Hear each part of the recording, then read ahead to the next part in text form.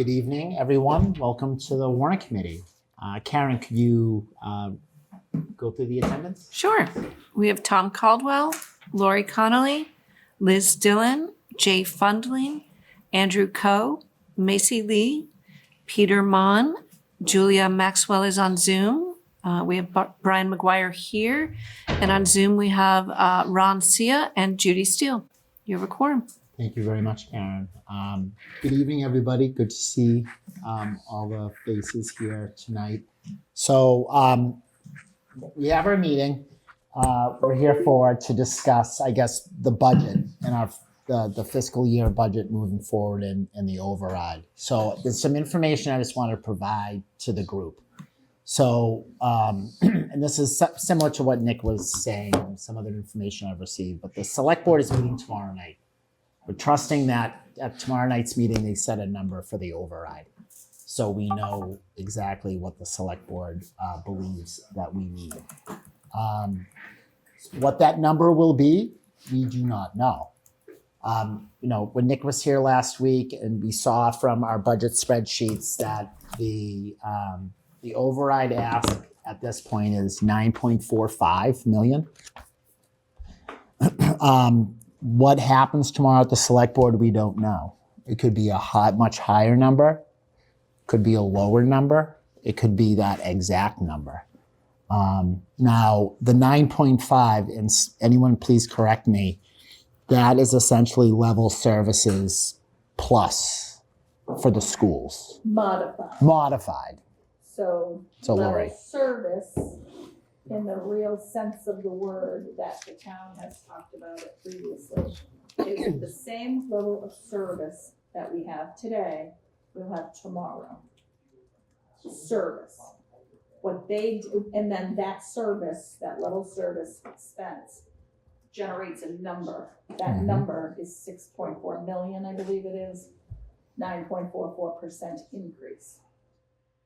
They want to use the number, the level service number, 6.4 million, but they have removed a program or two and substituted that with an ELA curriculum that they're 3 years behind in getting purchased and getting implemented in the district.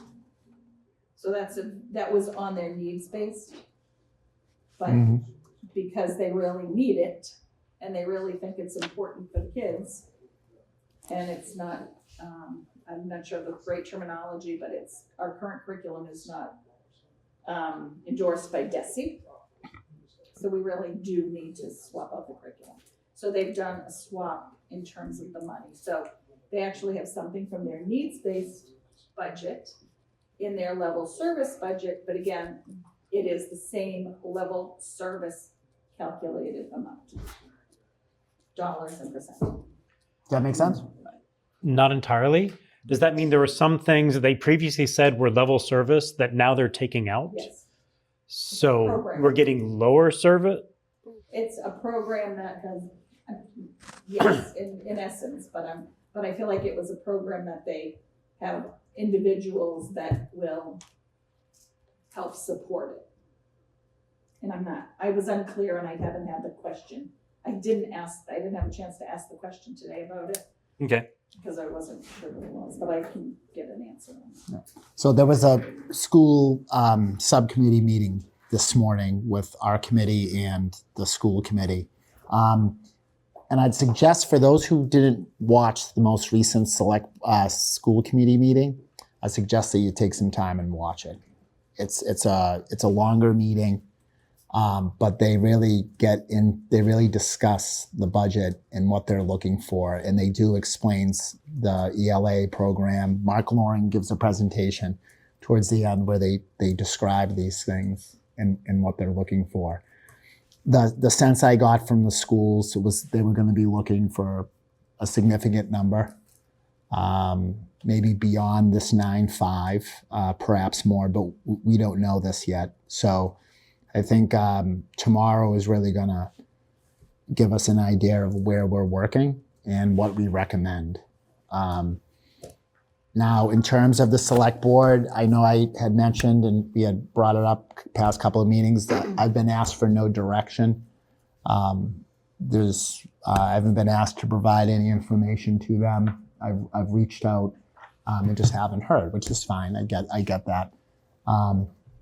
So I think really as a committee, I'm kind of looking at the situation. I feel a little powerless here because we're waiting to set that number. We're waiting to get the warrant. And in addition to that, and I'm not sure if I said this in the last day, we don't really know what's going to be on the annual this year. I think there's some conversation about moving some articles that would be on for the annual to a June meeting.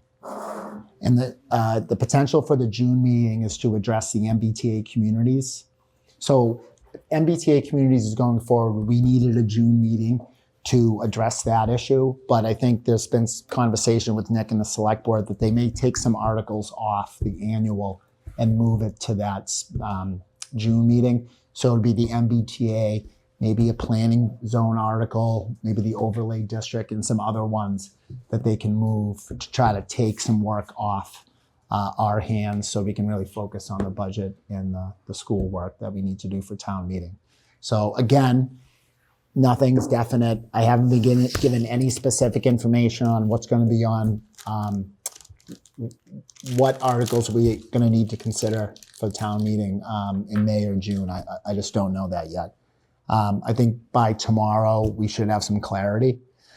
In terms of the override, I have heard banter, and this isn't from any specific town official or anything like that, but there's some discussion.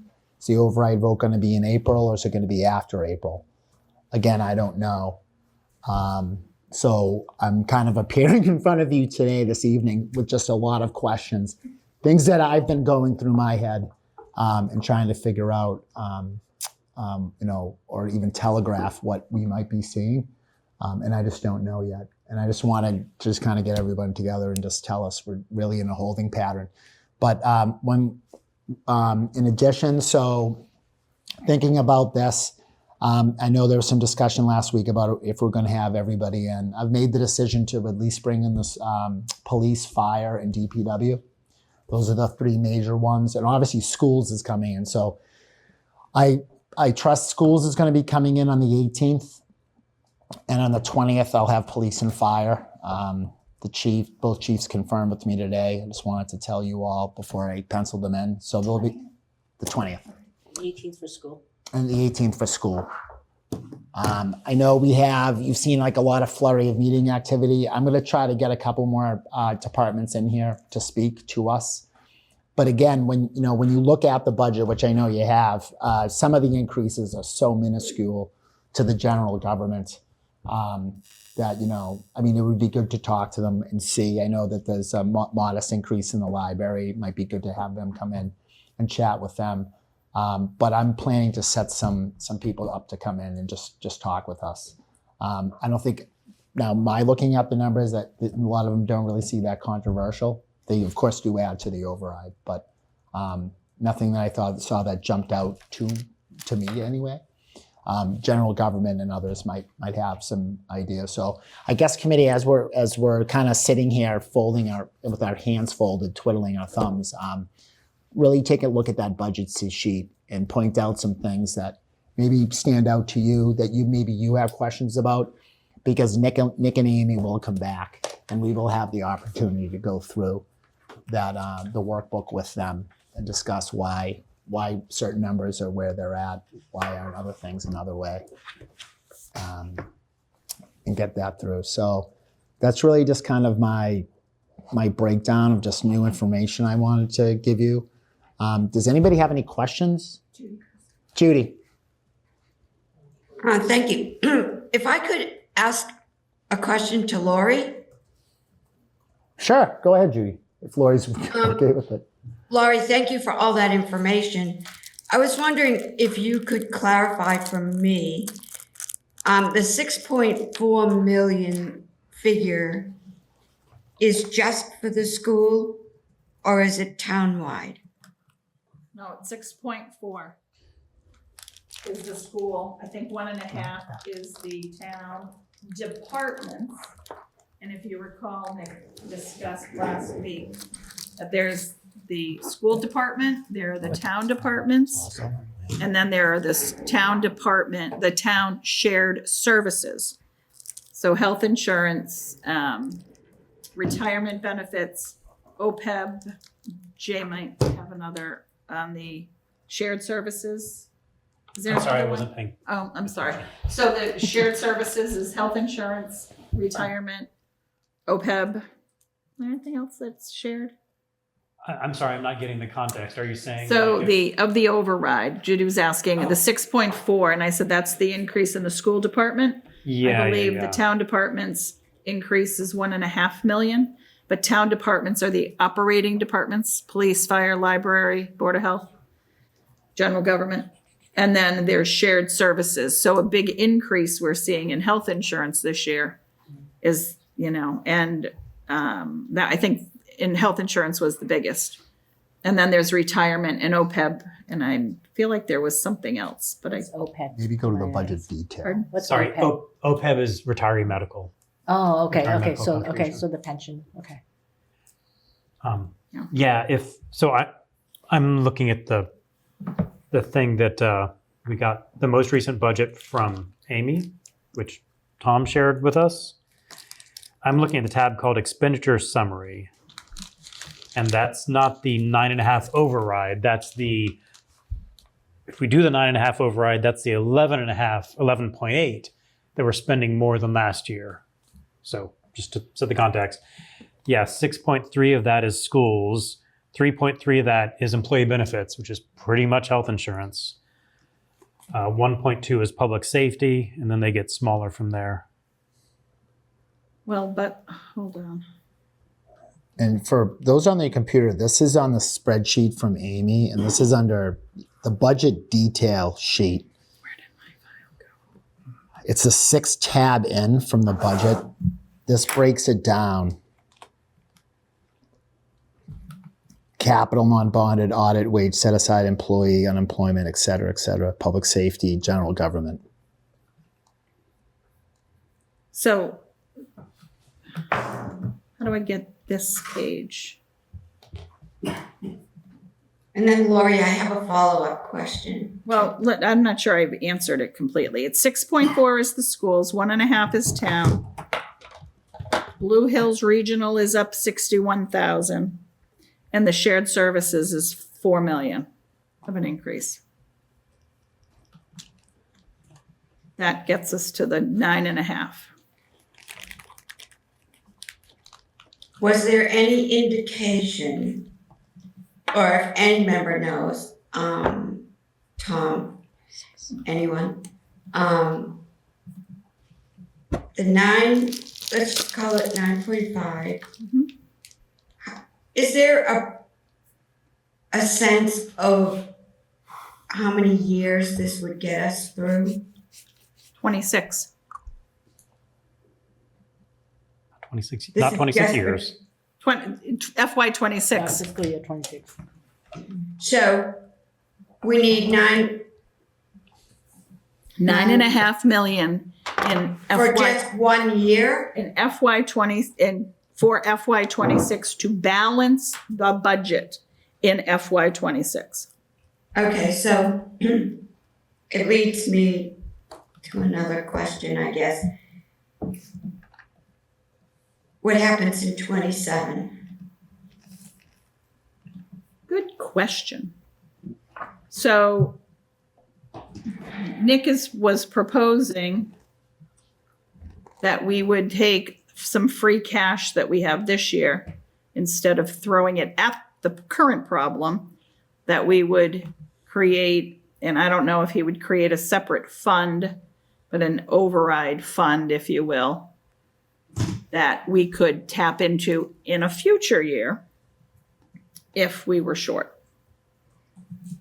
And whether, instead of using it all this year and kicking the can down the road, I don't think we could kick the whole can down the road, but there would be some more reserve fund money available in that 3 million.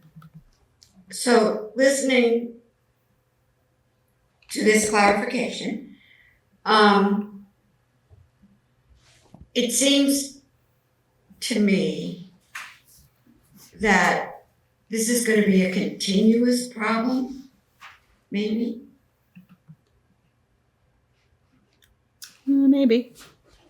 Maybe, okay. Seems like a lot of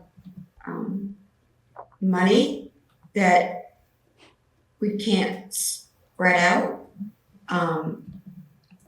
If I were to put it in your own household terms, like you have a vacation fund and you put money every week into it, and so then it becomes, is that going to serve the needs of your family vacations?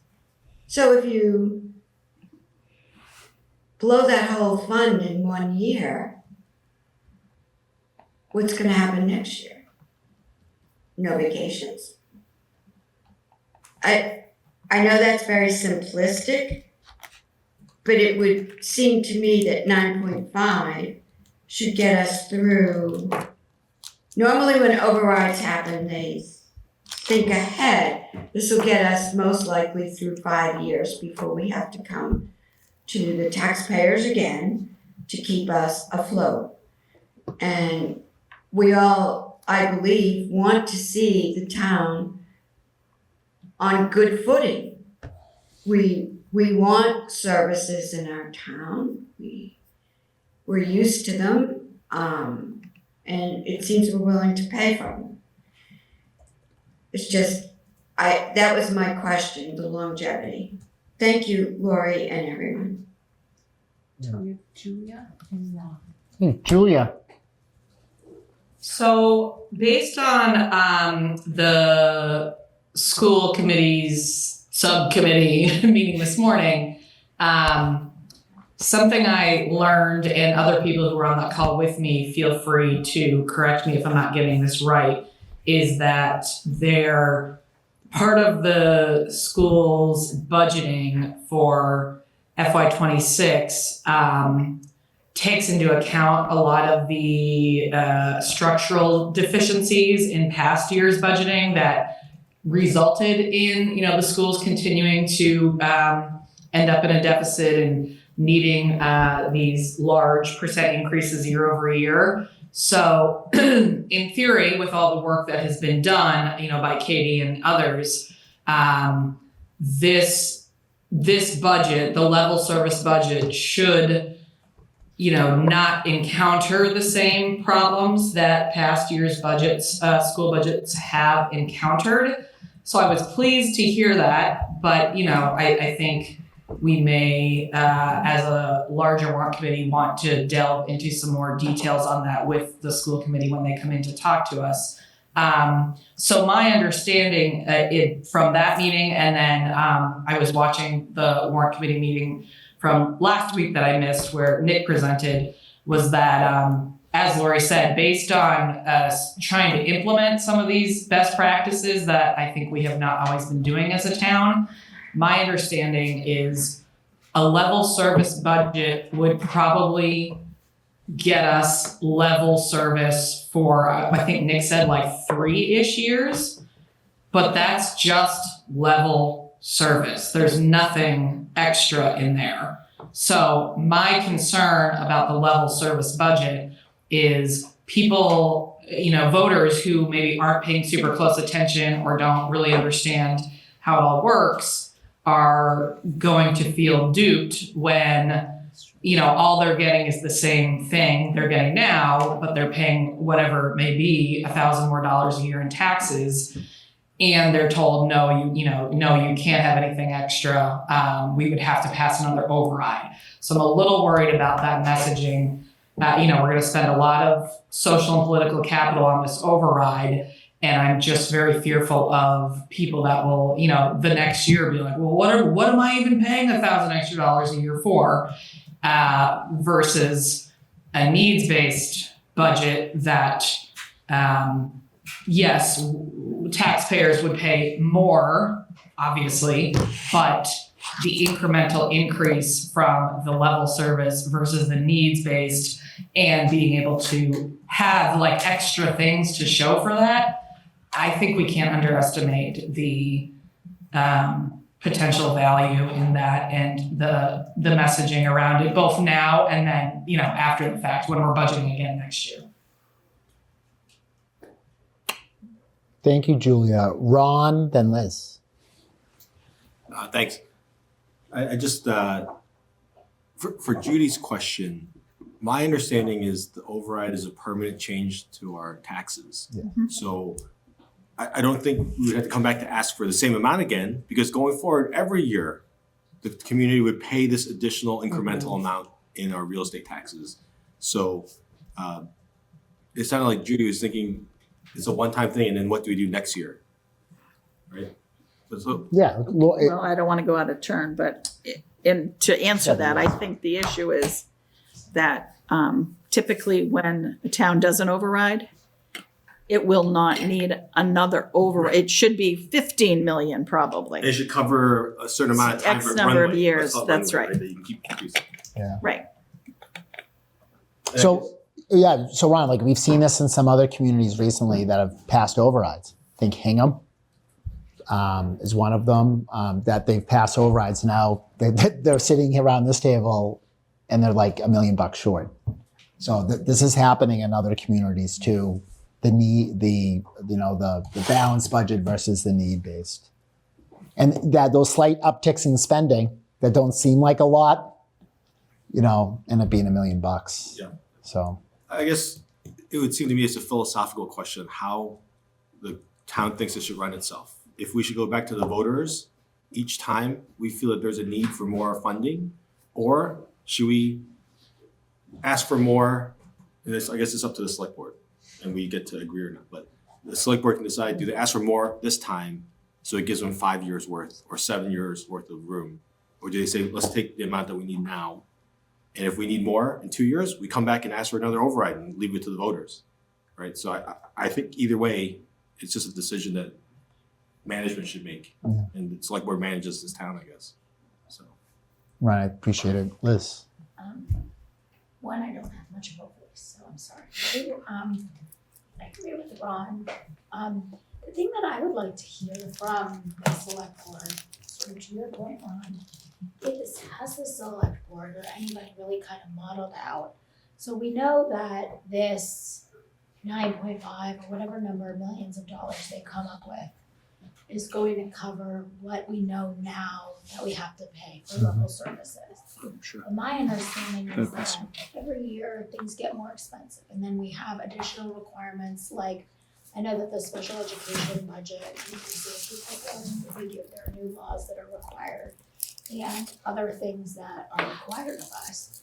So I'm interested, I understand the inflation piece, that inflation is higher than the 2.5% that they're allowed to just automatically increase our property taxes, which is why we need to have an override periodically.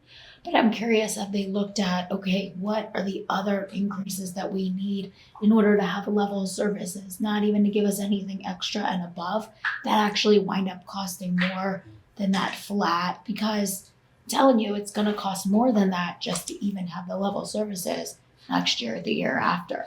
So I would prefer personally, again, I'm not in charge, so I'll leave it up to the select board, but I think it would be helpful to see some kind of modeling or some kind of number about what have we seen those increases be, because from like the finance committee budgetary standpoint, I don't want to put the town in a bad position where, right, the voters say, well, I voted to have my property taxes increase $1,000 a month, but I'm actually getting less. Not even what I was paying for, but less than what I was getting before because things ramped up in terms of cost. So not even for providing extra services, but just things costing more. Things constantly cost more. Our contracts costing more, but really just, special education. I don't mean to blame that, but that's the first thing I can think of where the laws are constantly shifting and we're spending money, and we should probably be spending money. We have to anyway, but I'm just curious about that. Like, are they taking that into account, or are they just looking at what today is?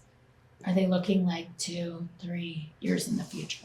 absolutely. So I'd just like to hear from them about that. I don't know the answer. But. No, thank you. I appreciate it. Macy. I think it's also great that we're having departments such as police and fire and DBW come in, because I think it'll be a great opportunity for us to ask them about projected retirement. I know when I met with the fire department quite a while ago, the chief was amazing in putting together the projected retirements and, and people who are going out, and police did the same too. So I think that's a question that we could ask and see whether this possible override will cover the next 3 years, as opposed to going back to the taxpayers and requesting another override. That's just one of the questions I think we could ask them. No, I think it'd be good. That's the big question, what number are we gonna, the select board sets the number, right? So we're beholden to them in terms of what they wanna do. And does anybody have any other comments just about Brian? Well, we should know the chunk of the cost is labor. We should know what the costs are next year because it's going to be a labor contract, I presume. So you should be able to figure it. I don't know when it's going to be decided. For example, the teachers' union is being negotiated today, Right, so we won't know that but at some point, before town meeting. you won't know before town meeting. No, that's, and that's happened frequently when they've done police, fire, all of them. That usually is, Is it a 3 to 4 year agreement? it is, yeah. Right. So Nick will do, a wage set aside, if you will, and Right. determine a number to I mean, I would hopefully cover think it. everybody would try to budget like 2.5% for future increases, but who knows, right? Well, yes, because the property tax is only going Right. up 2.5%. I mean, I would think there's some consideration, like everybody realizes that is the key number. But the you would think. The teachers should. The teachers have an automatic, there's steps and lanes in their contracts, so based upon your Right. education and years of service, I don't know, I'm not sure exactly what it is, the pieces, but they automatically go up, so they get their increase and then they have these other bumps too. Yeah, Ron. Would it be our responsibility to try to translate what these amounts mean to the average taxpayer?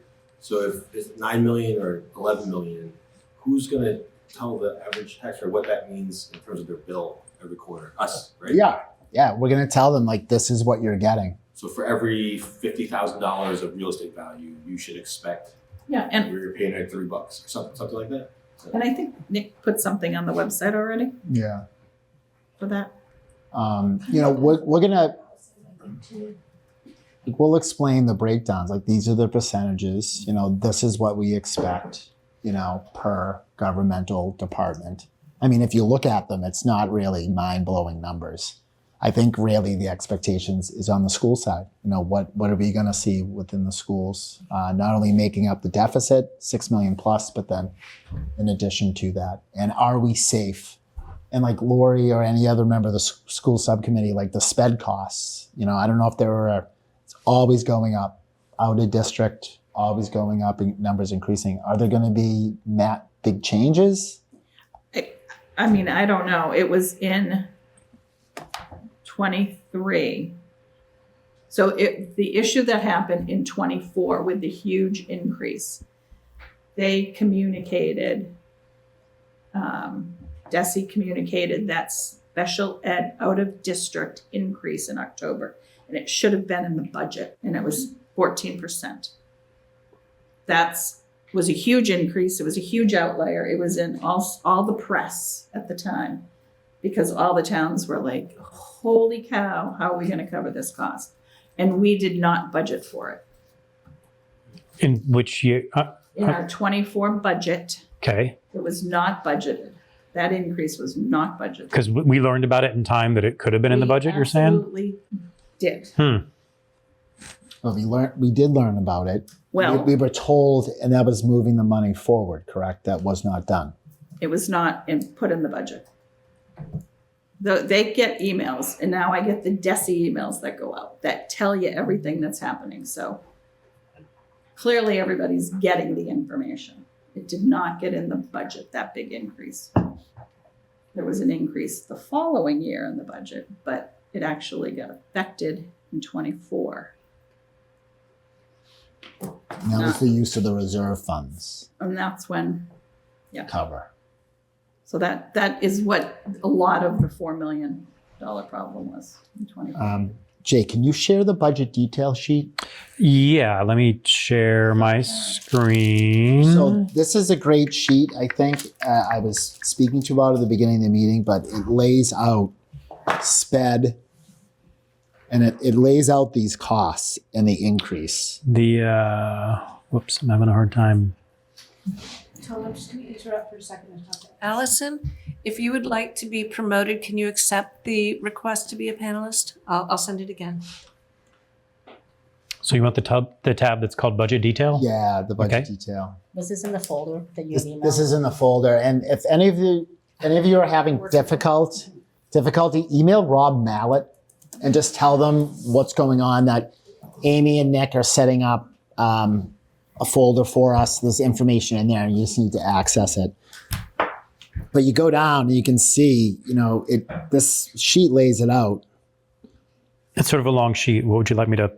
Well, you can focus on the schools. Which worksheet is that? It's called 1 period FY 2026 budget worksheet draft 21025. So, okay, I'm looking at the schools. Why can't I find schools?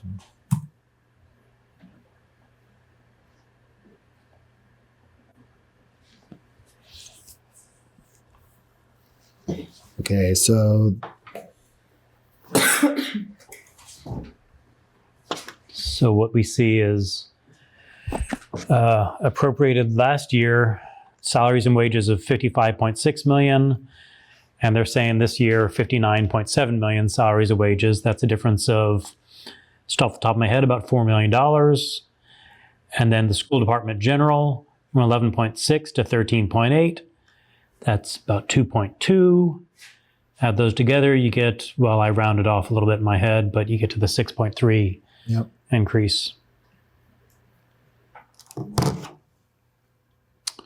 And the ARPA, so there's no sped costs in this breakdown, Not broken out, no. but it's significant and is constantly increasing. So that's something we always have to keep an eye on in terms of moving forward over the course of the next several years. Our special ed costs as a district have gone up.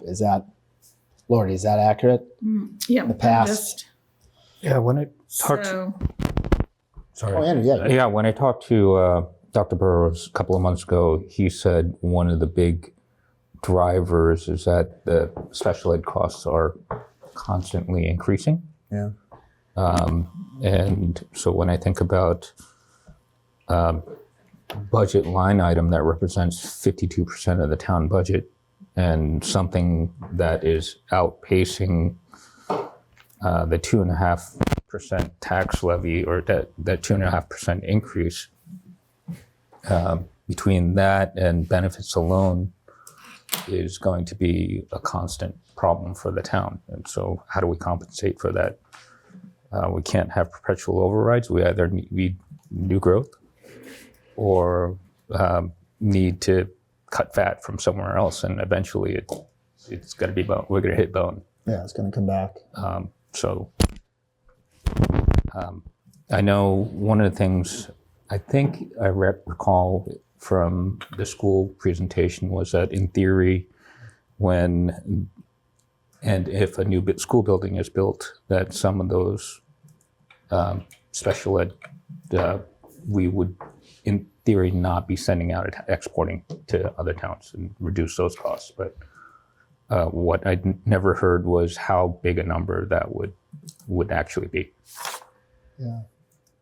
My question too on the removing the out of district placements, what would the personnel have to look like within the school. Because you'd have to hire someone. Mhm. And just given, I mean, I don't know, but I would assume those are specialized education positions that you need certain training for. Lori? And we talked about that a little bit this morning. And at one point, Glenn was here a couple of years ago talking about having like a medical classroom. And I was asking about that today, like, could we do that? But the issue is you have kids that are within how many grades? 12 grades. So it's not like you're going to put everybody in one classroom. And the issue is that you just need staff to be able to put them in a classroom, a regular classroom. And then you have somebody assisting them, like another teacher almost, that comes in to work with them. Unless you're able to have a group in the first grade of 12 children that have identical needs, that you would create, you know, a program that's OT, PT, like whatever things that they need, speech, OT, that they would then go through the years in the same group.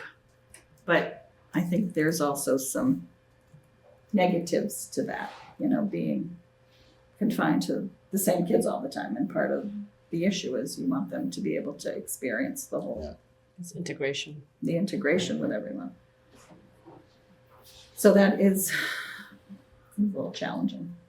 But what I don't know, which I'm going to try to get the information on, is of the number of children that we have in special ed, what are the services they're getting? How many are actually going out of district, and what would it take to bring them in? And we had some previous years, warrant committee discussions about that, I think, with Glenn. How can we make that happen? And will we save money in the long run? More upfront, but in the long run, we've controlled the cost. Correct. And I would say I did not see special ed, like that 14% increase was an outlier, and it was not 14% double digits the next year. So for what that's worth, it's not 2.5, it might be 3. And it was approximately, 3.2, right? It was not. That's what it was. So it was modest, I guess, right? Like the overall picture. Does anybody have anything more about schools in general? And it looks like it's like a $4 million number, $4 million for special ed, Okay. special ed line item out of the total. Out of the 6.4? No, 4 million a year for special ed Oh. out of 60 million. Again, I think the key point is that the salaries are 80% of the budget. So when salaries go up more than 2.5%, you've got a big number that's growing. And it's not even just the salaries, it's the benefits, That's exactly right. salaries and benefits. Which I think was part of our issue with our health insurance going up, despite the fact that we gave a healthcare holiday last year. The cost, like many people got on, new hires that got on health insurance. And I think they attempted to increase the community schools availability, so they hired people. So there are a number of factors associated with that, with more people, higher numbers, more health insurance. Allison?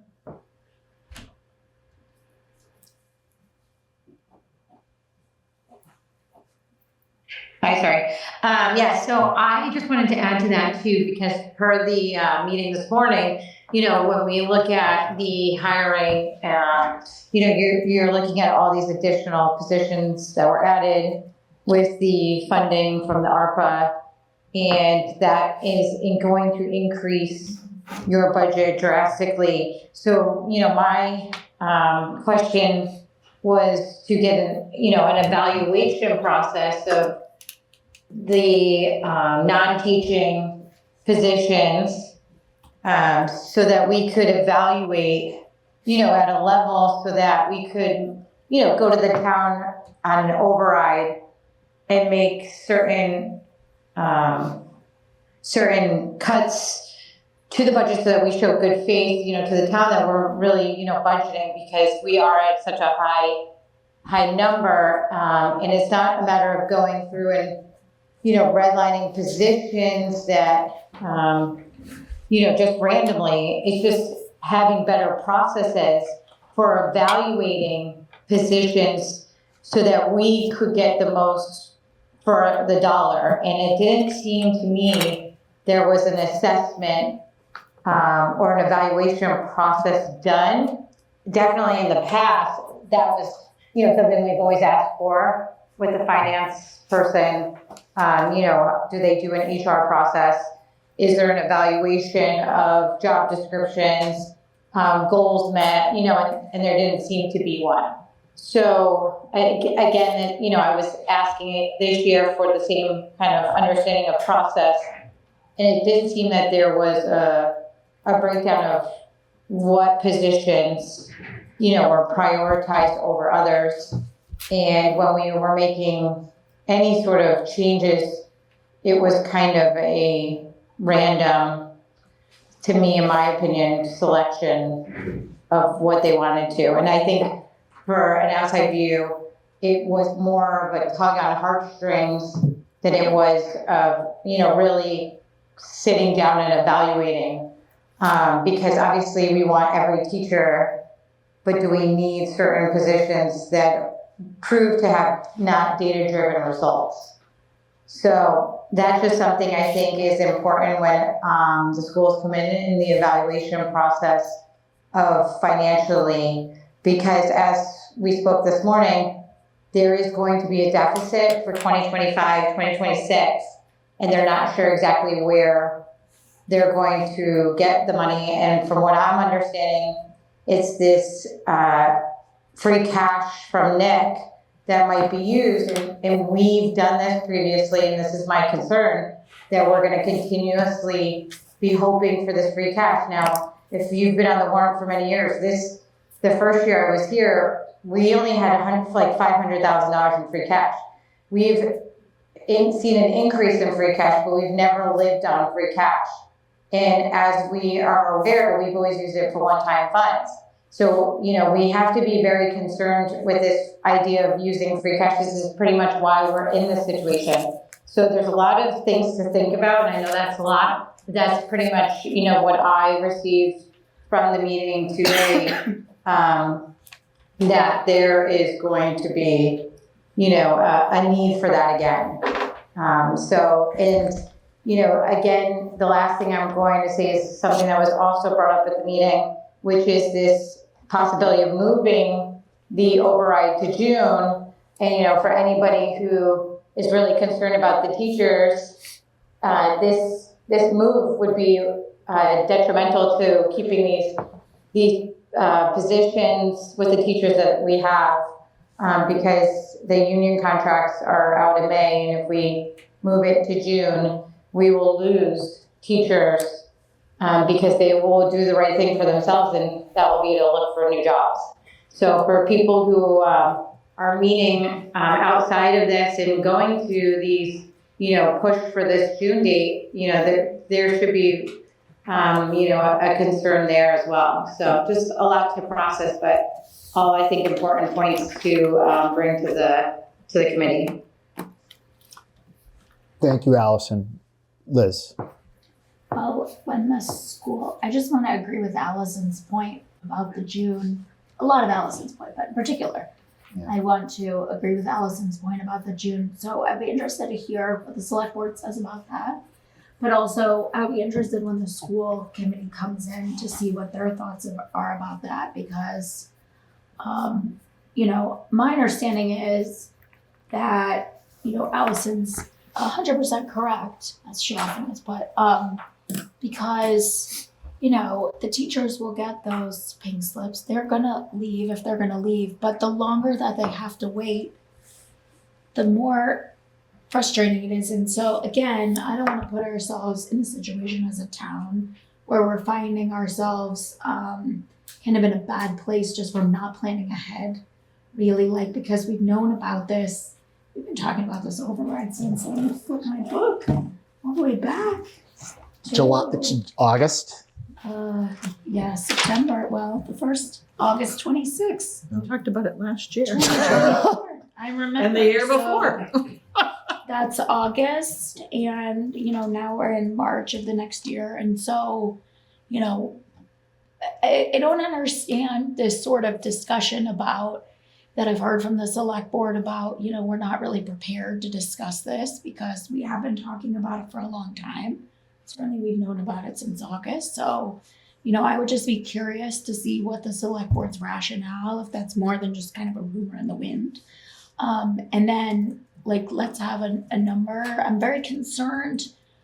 You know, I raised this the last time. I'm very concerned about the timing because we have, I mean to be rude to you, but we have this meeting tomorrow where they're supposed to be voting on the number, and then we have to get the warrant in by the end of the month. And then when are we discussing all of this? Is and how my are we- anxiety radiating No, I'm at you right anxious. now? Because, No. yeah. No, I am independently anxious. And so I don't really understand that because, again, like going all the way back, we've known about this since before August. So, you know, I really like to kind of echo Allison's good point that I think that we need to just move it along a little bit here and let the people vote and have the override if people want to. And if they don't want to have the override, then the people can speak to that when they cast their ballot. But, you know, I would be curious to see what the select board's rationale about that is, honestly, because I don't really understand that. But maybe they're not trying to move it to June. I don't know, but I've heard whisperings of that as well. So. Yeah, Liz, and I appreciate that. I think, like, when I heard this, I was thinking about it. If I think about myself, what I would do if I was a teacher, I'd be looking for another job, like now. I don't know what the schools say. I'm certainly not going to speak to them. I'm certain they have an interest in getting this number settled as soon as possible so they can go on with the business of teaching kids. So that will be interesting. So there's a lot of anticipation for tomorrow's meeting, just in regards to that. Brian. Just on special ed, I remember doing the tour at Collicott, and they said that they used to go out of district at one point, and then when they redid Collicott and Cunningham, they started special ed there. And there were originally 8 students the first year. Did they say there were like 29 now? Yeah, there's a lot. It's like exponentially increased, which they need 1 teacher every 2 students is my recollection that they said, which is like huge. That's a big cost. I don't know why it's blown up so much, but it seems bizarre. But I had a thought. I don't know if this is seat of the pants, but every school has special ed. Is there a benefit or a cost effectiveness if it was in one location, one school? You know, they might not need certain, I don't know, psychologists or something, you know, or so much infrastructure. It was in one location within the town. I Within the town. think the issue is they would like to have the kids be part of the community. So if you live in East Milton, you don't want the kids to go to Glover or Tucker. You want them at Cunningham or Collicott. Do you know what I mean? Because that's their friends and they'll see them, and it's all about the learning experience for them. And I get that, and I respect that. But you know, that's like why. 20 years ago, they weren't even going to Milton Correct. at all. They weren't even No, in town, that's right. which is worse. Yeah. So I was thinking maybe it's not so bad. Yeah, Liz. Until we can get that bus situation sorted out. I'm very concerned about the bus situation. I keep bringing that up. And that was one of the things on the chopping block was that extra bus. So, Yeah. But that's a good point that you raised. I'm interested in that too. Yeah. We can kind of. Yeah, when I went to Milton schools, there was a special ed class at Glover. My brother went to Down syndrome, and then they moved. He was up at the Pierce, and when I was at Pierce with them, but there were only 12 kids in the class at that time until they turned 22. Yeah. And of course, the program ends. But No, certainly a concern, and a good idea, Brian. I mean, I think it makes sense. Can I go back to the positions? Mhm. If anybody from the school, like I know, obviously, like you don't want to see the loss of teachers, certainly. But just to Allison's point and some other points, is there a concern from the subcommittee that positions, non-teaching positions, could be looked at in terms of? And I'm not saying but I'm saying were there concerns about full-time positions, part-time positions, the roles? Was it just who's doing what? What was the temperature about that? Allison asked about it at this meeting, the last meeting we had. I brought it up because we had, Allison and I had met with Peter and Glenn previously and went through this. Exactly that. Have you gone through all of the positions? What is everybody doing? It's been 15 years of, we need to do X, Y, Z. Oh, let's hire a position. And they do. And then we need ABC, and we hire a position to do ABC. But so that's just been accumulating.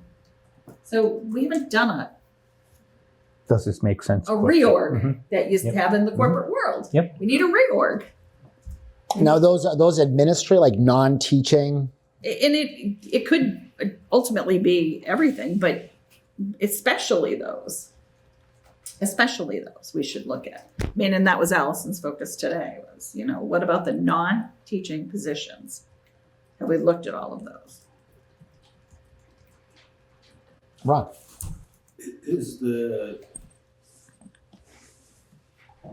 I wonder if the school committee and the principals are doing it without us. I would hope that someone's doing it. I don't know. We need to be there? We don't need to be there, but I don't think it's. Well, the I mean, I principals, right? The principals, how do they operate their budget in that sense? Laura? Well, it became clear that the budget was never really presented. The budget was handled at the central office. So Katie has been describing, you at this school get a budget of X. You have to live within your budget. And it seemed like a big surprise. So I think it's a different way of operating now. And that will be challenging probably for everyone who has not had to operate within a budget. So when you say the central office was doing them, Lori, was it just basically like send us the bills and we'll pay them? Versus here's your scoop. Yeah, like how if you can, I'm sorry. I don't really know. It sounded like Katie is presenting a budget for each of the schools. And that was, and you're being held accountable now for this budget. What does that mean? Okay, and that's In the case of if they wanted to hire someone, there isn't a form. If there's not a rec for a person that you fill out and say, I want to hire this position, and it goes around the table and 10 people sign off on it to make sure that you need the position. It did not sound like any of that was happening. They are putting those processes in place now. But they weren't happening, so. And that goes back to sort of my comment in the last meeting where I'd love to see more detail, real-time detail. And I don't think the current accounting system that the town uses gives us that ability to drill down in a timely manner. I mean, and going back to something I said earlier that night, I'd be curious to see what other people on the warrant committee, how they look at the budget. But for me, if tax in an inflationary environment, assuming taxes are going up, that's normal, almost expected. The question for me is, what are the quality of the services that we're getting? What's the quantity of the services that we're getting? And what is the commensurate increase in my property value? And if those three are don't balance out, or one is really outpacing the other, then as someone without kids in the school, in the Milton School District anymore, over time, that would eventually drive me out of town because it wouldn't make financial sense to stay in the town. And I would think, even if you have kids in the school, that would be something that you think about. And what am I getting for my taxes? And quality of service to me would mean either better road paving or better teaching, more enrichment programs within the schools, and so on. And quantity would be, are there more police officers? I had a really interesting conversation with the fire chief, by the way, who I thought was great. And based on his description, sounds like they're really understaffed in certain areas that are critical from a public safety standpoint. It's very scary. But again, I always go back to when I look at the budget, what are the biggest items? And how can we study them in more detail to make sure we're saving the most that we can there? And also, to Lori's comment, look at opportunities for consolidation and savings and constant rethink. And for me, coming from an IT background, IT is a classic example where, you traditionally, and people are used to this because they do the same thing over and over again. Every 5 years, they buy new hardware and they go through this huge capital expense. And in today's environment, you don't have to do that. Stuff everything in the cloud and make everything in OpEx. And you do things like save space, not spend energy, turn off the servers at night when there are no town services that need them, and so on and so on. And I think that type of rethink, based on what you're telling me, is not happening in the schools or broadly across town. So that's the biggest opportunities from my perspective on how we can sort of long-term find a new steady state for what the budget should be. Yeah, I just adding to what my colleague has said here, I don't understand the level of accountability in the schools for anything. And I'm looking at this for the first time, so you only get these eyes once. In the world I come from, if you were over budget big time 2 years in a row, there would be some issues, some changes, certainly I look at who's responsible and who's accountable, who's held accountable for those kinds of overages. In this case, we're looking for an override without really knowing if, to your point, what are we getting at? Is there any way we can look at this for more efficiency in the services provided? We don't want to lose teachers, but even from a teaching perspective, are all the teachers expected to be at the same level, or some better, some not? And these are the kinds of things that I don't think that the school is equipped, and we're not doing this as a math exercise. It's qualitative as well as quantitative, maybe even more so. But we need to have a better handle on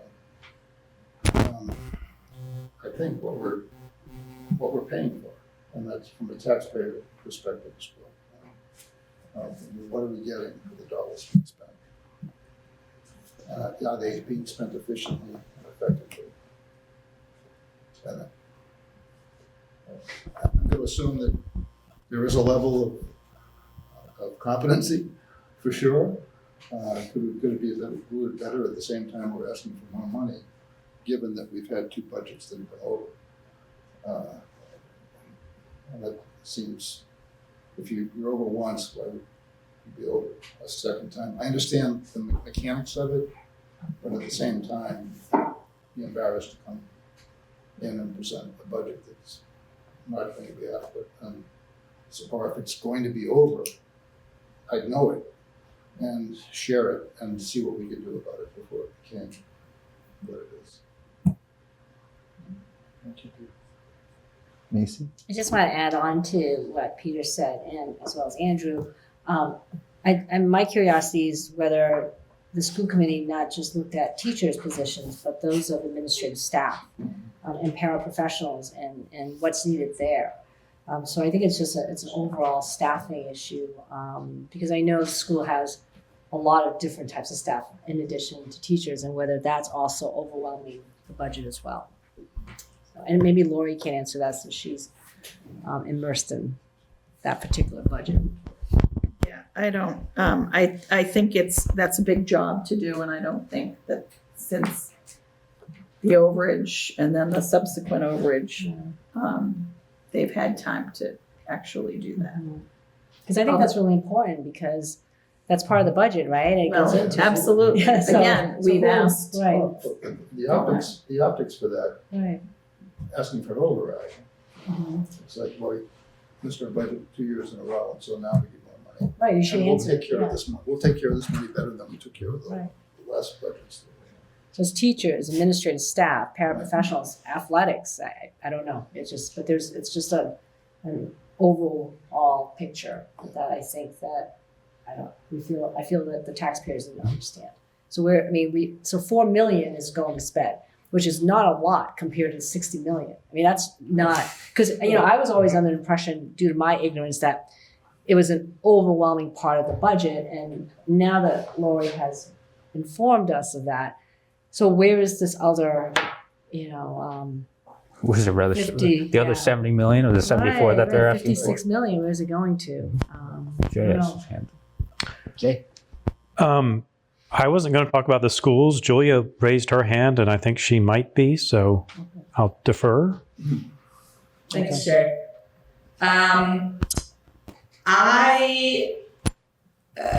I feel like I hear this a lot about, this global assessment, and I feel like the school's response is that yes, they have and continue to do that. But clearly there are people who are unsatisfied with that answer. So I asked this question previously in the school finance subcommittee meeting, but I'll ask it here as well. What would be satisfactory for you, those who feel that this has not been assessed properly, to see? Like, what is the tangible product that you would want to see and would be satisfied in seeing to know that that task has been done? Macy, Andrew? A breakdown of everything, line by line item. Teachers, admin staff. I don't know if they're able to do that, but just perhaps not individually, but grouped. And we have that. For me, it's a little different, which is I'd want to know, and part of this is I'm new to the committee. And I don't know how the schools function. So the question I would ask is, walk me through the budget process. And the biggest answer I'd want to get to is that each school is not looking at a zero-sum game where they're looking at it collectively. And because when you have a situation where you have a budget and people every year, their budgetary process is, let's tack on 2.5% and what else do we need, without rethinking whether that baseline is correct. And the other behavior that typically happens is that because they feel like they have to fight for the number every year, they have to spend the money, whether or not it's smart, what they're doing is smart or not. And so if they are going through this process collectively, both in a centralized manner and also in collaboration with each school, and I'd feel much better about the process. And I'd also want to know about the line items, like you mentioned, and what's changing and why, and really focus on the biggest numbers. And obviously, it's going to be teachers and like headcount and salary. And then look at any of the other benefits and look at any of the other items. But I would really want to get educated on how they go about doing their budget process and whether or not they are really looking at it, or are they starting from this was last year's number and we need a modest increase and we know we have these needs. Because that would tell me that they're not looking at it critically and looking to figure out whether there are opportunities to save money, or whether or not they need to restructure and go about doing their business in a more efficient manner. And that's all I really care about. Anyone else? Liz? To Julia's point? Yeah. So And then Allison. the one concern I have about that is that we're just talking about the schools. And the override isn't just for the schools, it's for all the departments. And so I understand that, but I think that we can't forget about the fact that it affects the DPW, it affects the fire department, it affects the police and all the other departments too. And so, I have some concerns about that, especially after that school committee meeting that they had that we all watched. So I think that our idea generally of looking into the underlying assumptions about every year, is it just true that the department comes in and says, okay, well, last year we operated on X number of $1 million and now we need to add like Y number of millions of dollars when, we've talked about going back and saying, well, are there ways that you can make certain things cheaper? Are there redundancies that you can kind of fix so that we're consolidating a little bit here and save the town money? And I think that's really important. I don't know that, again, I just find the timing a little bit problematic because we've known about this since August. So I wish that we were having the chance to do that work back this whole time. Like, I don't know why. All of a sudden there's this like rush to do all of these things. I just think it's really unfortunate. Like, I wish we had time to sort of have these departments like dig in and say, let's explain. I thought that whole thing was kind of a shock with that school committee meeting. And so I don't know what I'm trying to say, but I guess it's just sort of a little bit of regret that this whole thing has sort of come out the way that it has, because I wish that we could have both dug in to why it is the way it is, and also then provided our other departments who weren't necessarily having these financial challenges where they're over and above what they said they were going to do, putting them in a position where, they're not going to be able to get the override that they might need to, which is another reason why I'd like to hear from the fire chief and the DPW and all that to see their thoughts as well. So it's not just the schools. Thanks, Liz. Allison and Brian.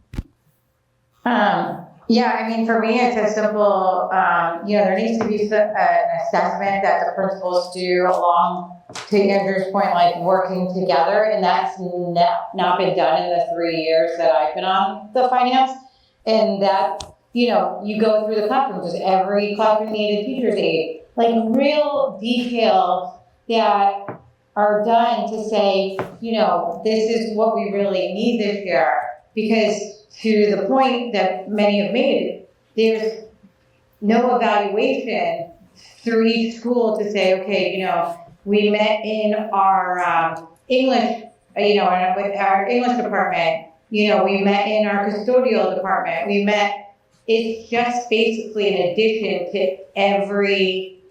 to the budget.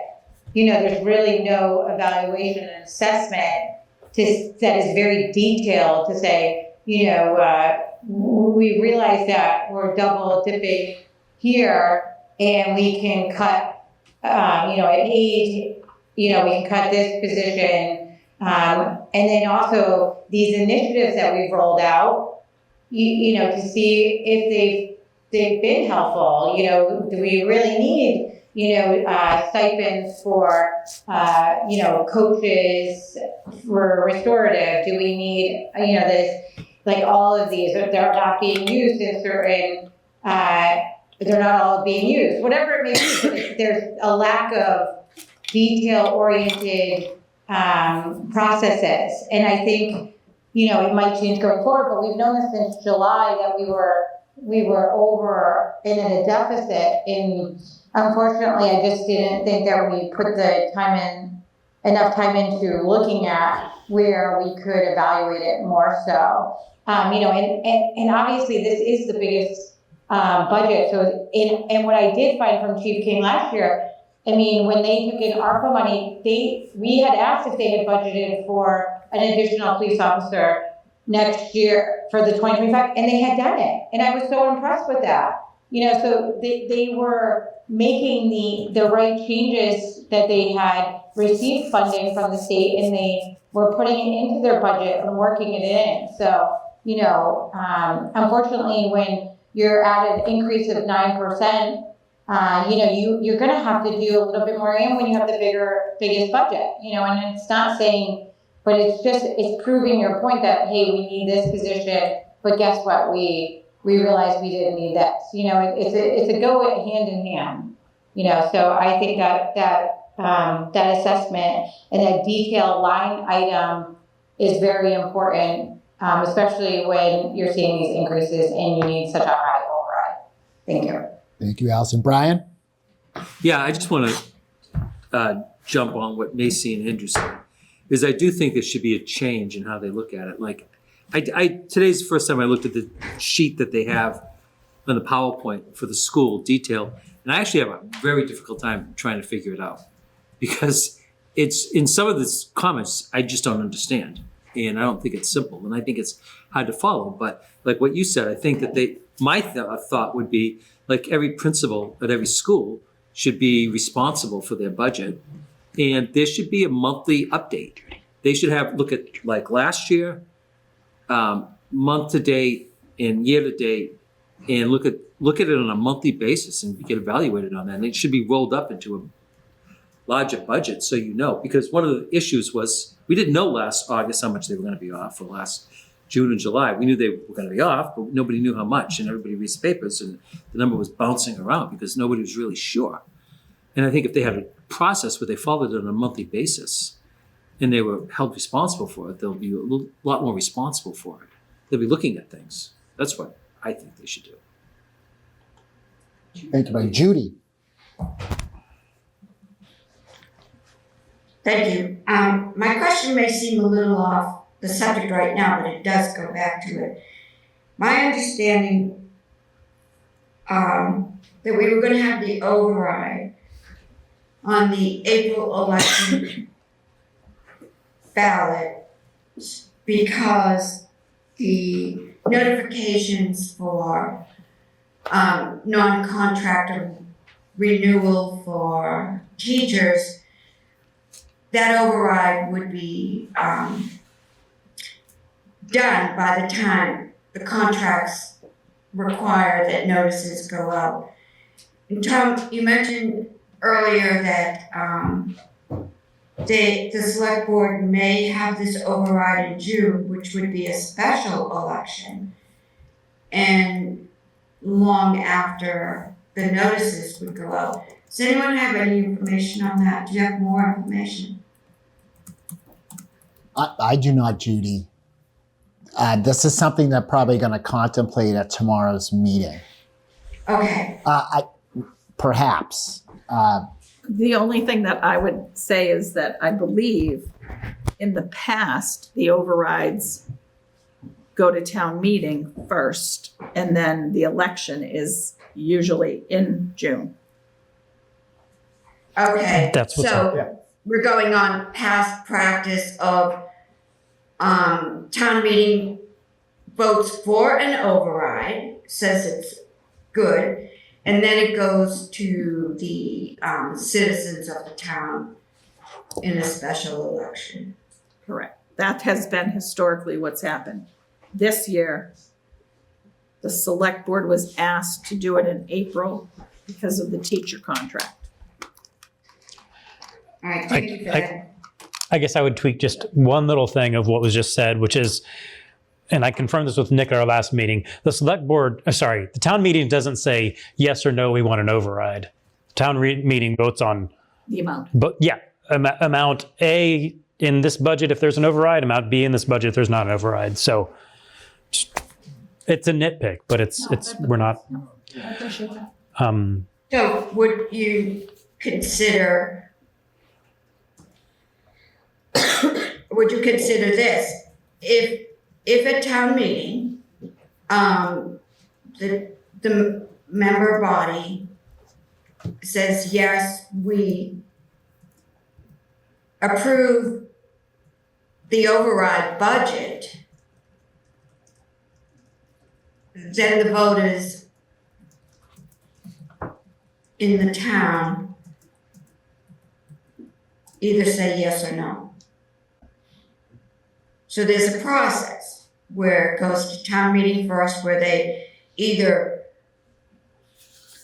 approve the override budget or not. And then the electorate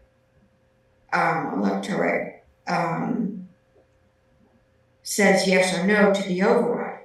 And if those two things don't match, what happens? The town vote becomes the override, then a town meeting vote. Do I make sense? Yeah, Liz. Yes, I asked this question of Nick the last time when we were here. And so if Jay will correct me when I'm wrong, but so what's gonna happen here is that the people of the town are gonna vote first. If the people of the town vote no, town meeting can still vote on that second budget that would conform to an override situation. And my understanding is that then the select board would have to put it up for another vote within, I think it's like 35 days or something. If the townspeople vote yes and town meeting votes no, then I think it's kind of dead in the water. If the people vote yes and town meeting votes yes, then that's the new tax rate. That's my understanding based on, he didn't have to correct me. That's my understanding of what happens. That's how Nick explained it. Yeah, when Nick explained it. I must not understood it correctly when he did, and it just, I think the way that I heard it tonight was they aren't sure whether they're gonna do April or June, so that was my concern, that no one can decide yet which month to pick to send it to the voters. Thank you, everyone, for your input. Jay. I've got a couple things. One thing about the schools, I don't want to spend too much time talking about that, but I think everybody's had good points about sort of cost management, but I don't know how much it should cost to educate public school students. So what I would do is look at our peers. What are they spending? And we've all heard about the per pupil spending. We all know that compared to our peers, we're down at the bottom of per pupil spending. So is that a guarantee we're spending every dollar correctly? It's not a guarantee, but it's a pretty good sign if we're spending a lot less per pupil than our peers. I did want to say something sort of not on the subject of the schools. Sure. And it's thinking back to what some of the speakers were talking about at the beginning of the meeting, which is, okay, if we pass a level service budget, how does that get us through the next couple of years? And my brain started going back, and I think in the halcyon days of 6 months ago, the town employees probably were thinking, okay, what can we put together that'll get us through the next few years? And I'm reading people's mind here, so don't take it too literally. But what I imagine happened is that the level service alone budget ask came in so high that everyone, be you a select board member, be you a town employee, whoever, said the level service ask is so high. Level service plus needs is even higher. Level service plus needs plus a cushion to get us through the next 5 years is even higher. What are we going to do? So coming back to why are we here tonight? Is that something we could give some advice to the select board about? Could we say, select board, you should really give some thought to not only level service, but needs, or not only level service, but a cushion for future years. And that's even more important than filling these needs. Or needs are really important and a cushion for future years is important. That may be some wisdom that we want to pass on to the select board. Is that a segue for me to share a PowerPoint? I wanted to kind of wait till the discussion was done and then kind of move Okay. to that. I think we Can I have ask some more a hands question up. to Brian Jay? and then Lori. I mean, you say we're not spending to what our peers are. Okay. Who are our peers? That's a good question and part of my PowerPoint. If I can share my screen just to show one slide from last year, it's what I'm talking about, and you've probably seen me mention this group in the past. I have a group of 23 towns that the Town Government Study Committee looked at a couple years ago, and I've used them as my benchmark. And I have a different PowerPoint that I'm going to be talking about in a few minutes, and I can show you who they are and why they're a good group. It's a group of towns within 495. Their names are at the bottom if you're looking at that. It's I can say a bit more about who they are and what I guess, like, why aren't you including all towns within 4? all 350. Or sure, where do we stand? I don't know the answer, but where do we stand to everything? That Or all within still counts 495. within Okay. 495. That's a good question. I would look at that and say I wouldn't want that cherry picked. You know. No, and that's why I like my list, because I didn't cherry pick it. It was the Town Government Study Committee made this list 2 years ago, and I just took what they gave. So I'm going to stop sharing my screen. We'll get into this a bit more. It might be right. I'm not disputing it. Yeah. But I'd like to know. I'd rather see it in the state of Massachusetts, or maybe like surrounding towns. And I guess county. No. we do have it compared to the state of Massachusetts. We're in the bottom 2/3 of the state of Massachusetts. Why I don't love that is because that's a whole lot of towns in Western Mass. And so I like it a bit more with these a smattering of ones that are mostly within 495. But Yeah. maybe let's put a pin in this and get back to it in a few minutes. Just curious. There's some other, Brian, there's some other data too that we have in those slides that kind of Yep. maybe show some of the differences between the peer communities. You've got a Lori and then Allison. I just wanted to make a comment about the other departments. I think when we were talking about town departments versus the school departments, and the town departments, they come in so low all the time. But I think there probably are efficiencies to be had. But there's not huge staffing numbers, so I think we never talk about it. And the town departments, if they don't spend all of their money, they give it back to the town at the end of the year. And the schools don't give back money. Ever. And just as a comparison, and this is, kind of like compared to another community, but is it relevant? Wellesley gives back $1 million. The schools from Wellesley give back $1 million a year, which is like crazy. Yeah. But they're probably getting more and not.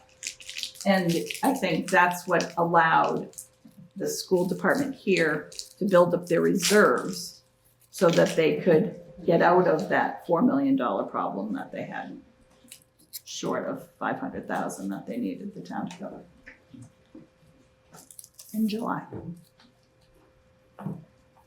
Allison. I want to make a point about the spending per people. When I moved here over 10 years ago, we were ranked in the top 25 for top schools, and we were at the same, collecting the same amount, and we were at, a spending per people. I think it's important to note that per pupil spending does not guarantee a higher level education or a good school district. The teachers, the curriculum, the student demographics, and effective management of financials will determine how we are successful in the town. So I think it's important to know that, on an average, national average, the national average is around 15,000 for spending per pupil. So, and we are at a deficit. When we noticed years ago, when we were getting an increase, we weren't using it to foster positions that would change the learning loss. We were fighting for interventionists. And one year we had budgeted for it and we didn't even spend the money.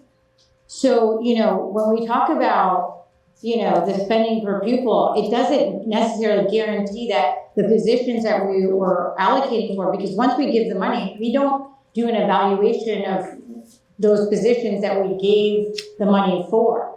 So, that's really important to note when we talk about spending per pupil. It's an overall effectiveness of each of these categories that make for a stellar school system. So, I think that's important to know, because we're picking and choosing, amongst what towns but, when it comes to, the average amongst all of, the national average, we're above the national average. And it really is a management of all these categories that make us successful. Thank you.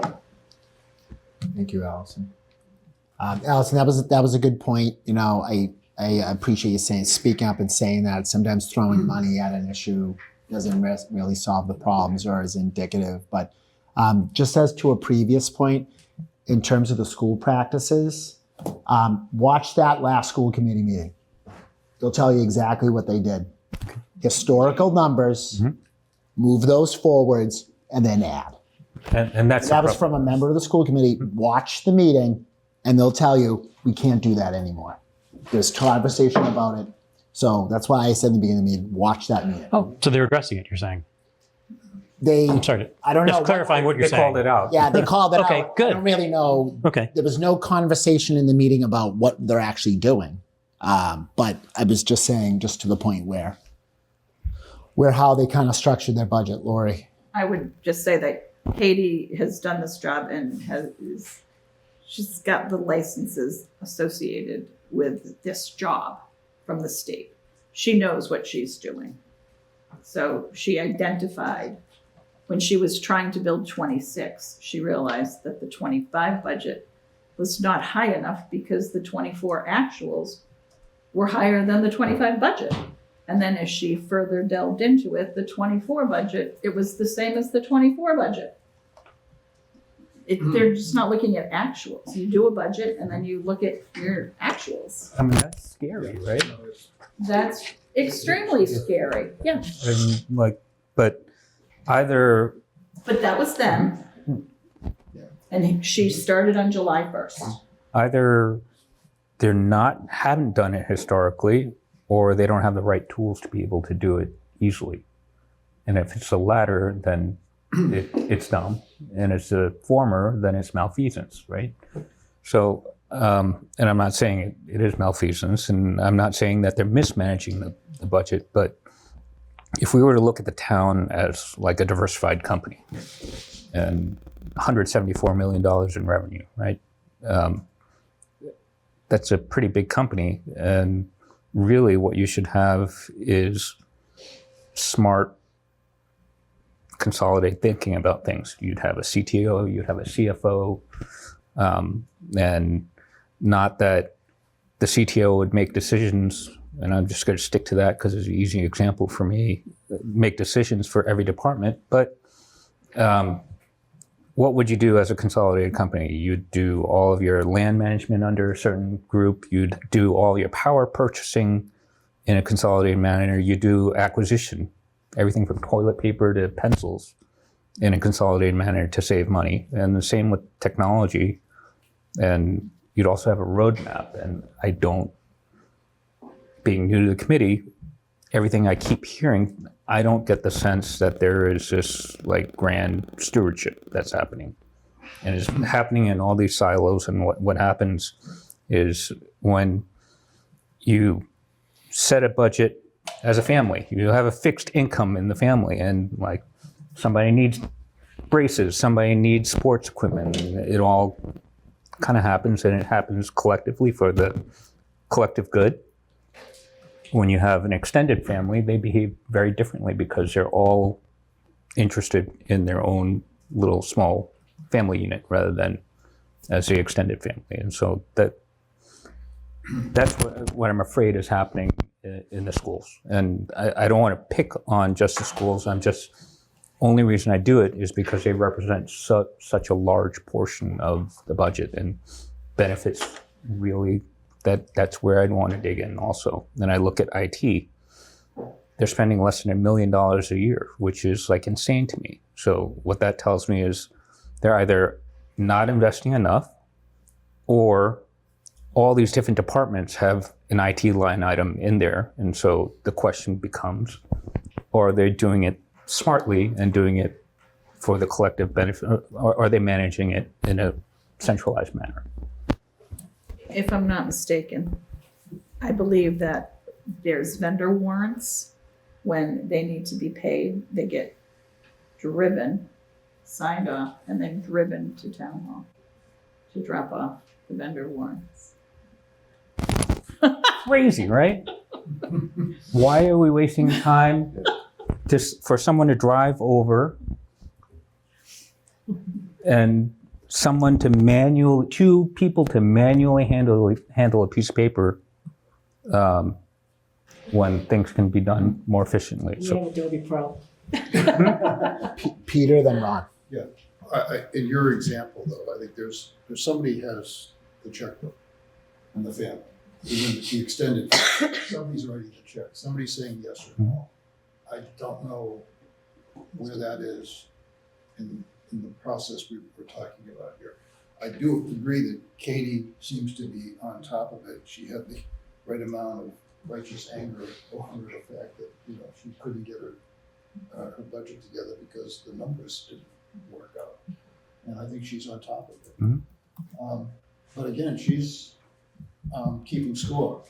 The folks who are playing the game are on the field doing it, right? And I don't know where the connection is and where the pressure point is, where the accountability is, who gets to say yes or no to things.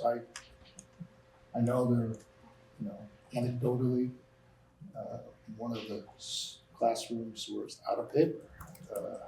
And okay, that should be easy. We should have paper if we're doing artwork or whatever it is.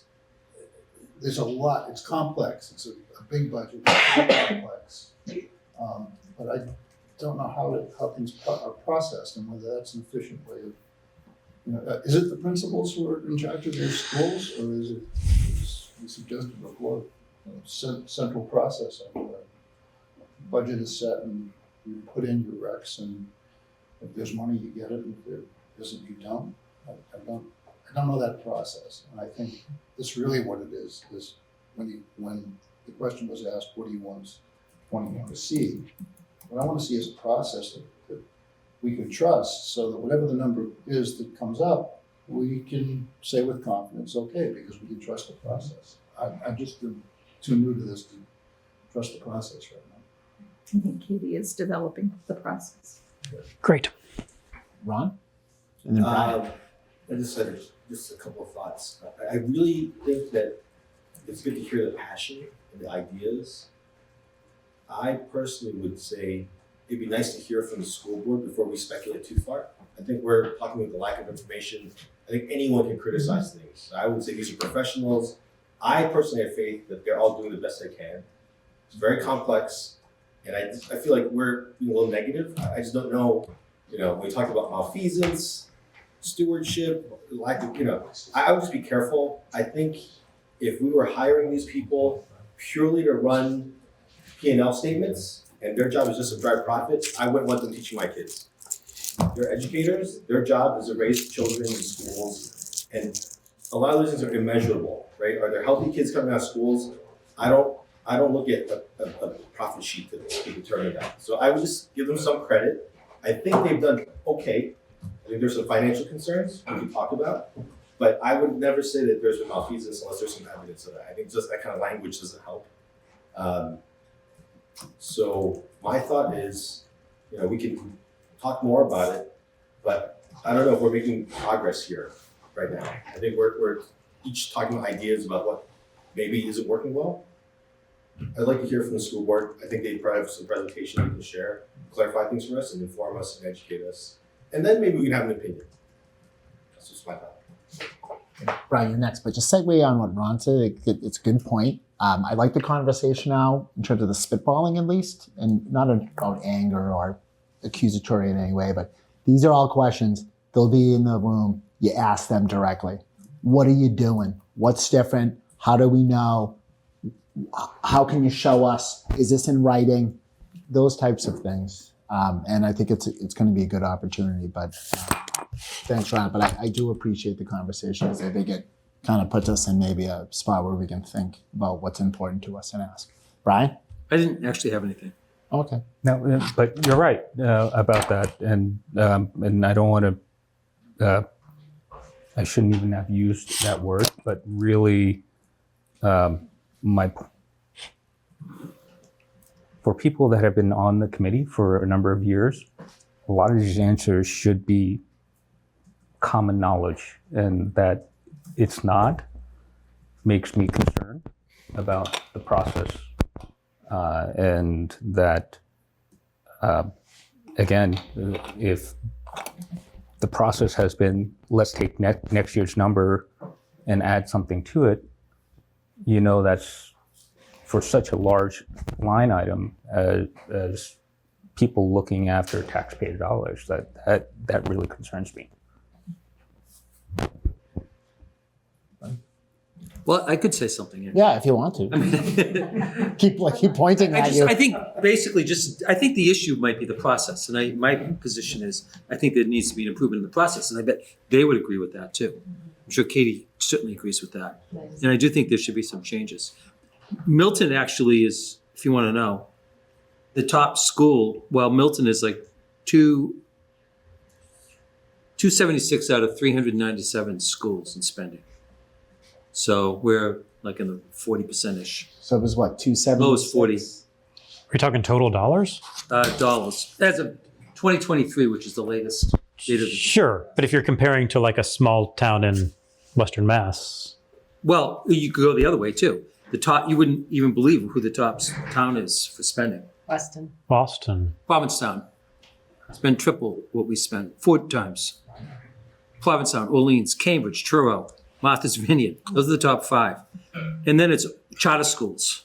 Is it Wellfleet. It's mostly the per Cape. student? But what I wonder though, the Cape has, Per student. they're combined, like Wellfleet, Provincetown, and Truro, they're combined with, is it Nauset or so that's another question I have because because their towns are small, they combine them together as regional schools. So I'm pretty sure that Provincetown, Truro, Wellfleet, and even Eastham, they are combined. I don't know. Might I'm be, just saying, so but they're the just top wondering whether that's expenditures. skewed. That's all. And I mean, I think the best comparison for us, and I don't mean to take over because Brian's still talking, is really to compare towns that are similar to Milton. And like in terms of population, medium income, that's where I would see, I think, a convincing comparison. Because if we're comparing ourselves to, I saw a town today at work that I've never heard of. It was like way out nowhere. Really little town. New Marlboro? Maybe let's compare New Marlboro, right? So then you wonder, like, how is Milton comparing New Marlboro? Not just the dark skies and light trespass, but in terms of student population and things like that. So I just think it'd be helpful to look at perhaps something like Hingham. I don't mean, I'm just throwing it out there. I don't know. I can't compare. I think we might have something. Jay But just no, but got just really like, excited. Building you up. Careful what you ask Yeah, for. towns that you can really compare. That's all. That's what I'm saying. But, and I'm sorry to hijack your That's it. your Hingham time. spends like I think Belmont's the $2,000 comparison. Yeah, Belmont is the Belmont town. seems to kind of fit the thing. Now, does anyone, I'm On the gonna kind of demographics. put it out here. It's 8:45. Anyone have anything else they'd like to kind of just get off your chest? Just about, We're close to Belmont. We're close. so I think this might be a good segue. Jay put together a PowerPoint. Jay and I spoke about the PowerPoint. It was mentioned last week. I talked to Jay more. We put a little more data in, and it gives a little bit of a different look. It's certainly not complete. I mean, there's more we can do, but if no one really has anything they'd like to comment, there's about 15 slides we can finish up with, talk about if we'd like, and then I'll just talk about our future schedule and just what to be ready for in the upcoming couple of weeks. So if it's okay with everybody, I'd like to maybe just have Jay go through these slides and maybe tell us what you think. Okay. I will share my screen. So my intent was not to look at any particular budget, not to get too far into numbers, but just sort of to lay the groundwork. Where are we now? Before an override, where do we stand? I note here that the numbers are about a year old, some more old. It's really to give a high-level presentation of where do we stand now. So I want to start with how have our taxes gone up since the last override? The last override was FY18. What's happened since then? And I'm looking at the average tax bill. So, okay, there's 3 lines on the first graph. The average tax bill is the one that starts out in the middle and ends up at the bottom. It's the flat line that ends up at the $1.21. For $1 in taxes in FY18, the average tax bill, it's gone up by 21%. Now, some of that is due to new growth, people building new houses, people adding onto their house, like I did in FY19. But for the most part, we can assume that's how taxes have gone up. Now, how have they compared to inflation? It exceeded inflation for the first few years, but then inflation exceeded it. So now our taxes are lower than inflation. And when I say inflation, I'm talking about specifically CPI-W, and that's what's used for Social Security increase. So I'm not an expert on Social Security, but I'm pretty sure that means Social Security paychecks have gone up faster than average single family tax bill in the past since FY18. People can correct me if they're Social Security experts. And then, so that's Social Security and inflation. Average income in Milton, I've got that over the past several years. That's gone up quite a bit more than the average taxes. So, okay.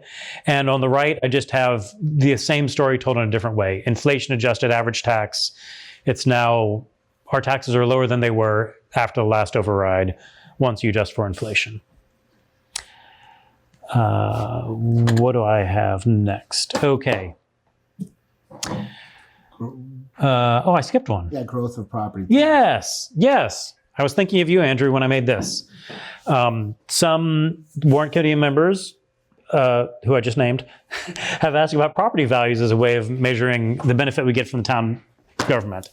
So I looked at I had to actually dig through the town reports on the town clerk's website, and they went back to 2014. And so I could grab the total real estate value since 2014 and the total taxes that we collect. And that includes, you can see a subtle bump from 2017 to 2018. So even with that override, and in 2017, our taxes have gone up by 40%, but our home values have gone up by over 80%. So I'm not sure if that's a good way of measuring our return, but it's what was requested. So no, it's a great data point. And the thing I'd be really interested in, and don't do it, is understand what the median numbers are. Yeah, what I have, and I shouldn't even say home values. This is the total property in town. Yeah. Total. So median, I don't have that. And don't do it. No. But the point being to make sure that there are no outlier numbers that are skewing this. But this is this is one really good data point that says, hey, we're getting the value that we want. And just so everybody's clear, and I've said this before, I really think we should invest heavily in the town, right? And high quality schools result in smarter kids, better property values, better residents, better people, like, and I just want to make sure that these big investments that we make are sound ones. Okay. Yes. If our taxes are based on the percentage value of the property, right? I'm not going to say right to that. Okay, maybe that's not.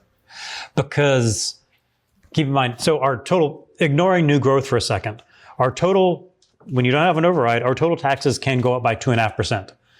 So if everybody's property goes up by 25%, doesn't matter. Everybody's taxes only goes up by 2.5%. Am I reading your mind? Is that what you're about to ask? I'm wondering if this is there are bigger homes being built. I don't know. Like, No, I understand what you're saying. Yeah. because I would think if a house is worth $1 million, let's say, and it goes up to 1.1, the tax rate should go up proportionally. If you look at our tax rate, the taxes we pay per $1,000 on home value, that's gone down year after year. And that's telling the same story as this, because the value of our houses is going up faster than the taxes we're paying. So if everybody's house goes up by 25% next year, everybody's taxes will only go up by 2.5% without an override. And the taxes is based on the assessment of the house. The value is the real estate value of the house if you were to sell it.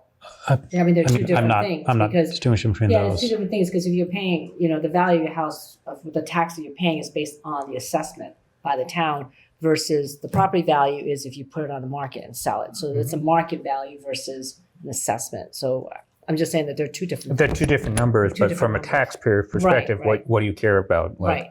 what is the value of my So home? your taxes are based on the assessment, not the necessary, the real estate market. value. Right. But that's an attempt to get the market value. Well, it's again different because what you can have a house that's assessed at 800,000, but if you sell it for 1.1 or 2, there's a difference, right? And then after it's sold, does it get reassessed? That's up to the town. So I'm just saying that I just want to clarify that there are two different values here. One is the assessment, one is the actual market value, as Lori said. She said it perfectly. Okay. The trend still looks. Yeah, no. Yeah, either way, Yes, I'm not disputing. I'm just saying. if that's the assessed value, that means the market value is even greater, and so there's an even greater delta. It's a great number. And so, Good slide. All right. It's a No, good no, I don't want you to And say I almost skipped it. We've got a hand raised. Judy. raised Judy. her hand. Thank you. When I was Judy? yes, hello? Hello. My audio's on. we can hear you. We hear you. Oh, okay. When I was looking into assessed values about a month ago, I think, the formula for determining assessment does include recently sold properties in any given municipality. So for assessments for 2025, they're gonna look at sold properties, I believe, and I don't have that note in front of me. They look at all sold properties for 23. They include that in part of the calculation that they base your assessment on. It's a very complicated process, but every municipality does it. And maybe we could have Nick clue us in better than I am on how they incorporate that. It's actually in the town website on assessments. It's also in Hingham. I was looking at assessments in Hingham. And so that is part. And if you look closely, at your assessed value, and then just do something as simple as go to Zillow and see what they think your house is worth. They're gonna more closely align than you think. The market value that you could sell for today, it all depends on where the market is. There could be very low inventory, and so, you know, you put it on the market, and because there's only 10 houses in Milton for sale, somebody is more than willing to pay a little bit extra if they really want to acquire a property in this town. So now that goes into new assessment values for all properties. Like the market level is here, but it's always behind a little bit. So if you get your tax bill for, you know, August and November, you're gonna see that as the assessed value change to a different number, and it might more closely align to what Zillow says your house is worth, which we all know that's not accurate really, because, you know, so Zillow doesn't know that you have a modern kitchen now, and so you could sell it for a little bit more. Tom, can I ask a question of the other committee members? And so earlier I said, Judy, you done? Yes, thank you. Oh, thank you. yeah, Sorry. so what I said, the three things that I care about is what's the quantity of services, what is the quality of services, and what are the property values. And that those three things to me are what I believe the value I'm deriving from the taxes that I pay in town. What does everybody else care about? And what are the things that would say that you're getting fair value or it's worth spending more in real estate taxes? Like, what would you want back in return? If anything different than those three things. Anybody? Jay? I think we're working towards this. I would say I can live in Milton and pay a certain amount of taxes, or I can live in one of these other towns. How does, value is part of it, but how does what I'm paying and what I'm getting in Milton compare to these other towns? And I really can't answer unless I look at these other towns, which is a preview of my coming slides. Anyone else, Liz? Well, my thing is I don't know that my personal opinion really matters. I think that for me, being in the Warrant Committee, I would say that I think that the people should vote on whether or not they want an override and let the people of Milton decide what they value. So personally, I moved here because it's close to the city, the schools are good, it's a pretty safe town, I could afford it. I mean, there's a lot of things that go into it. I like to live in the South Shore versus in North, I don't know, near the ocean.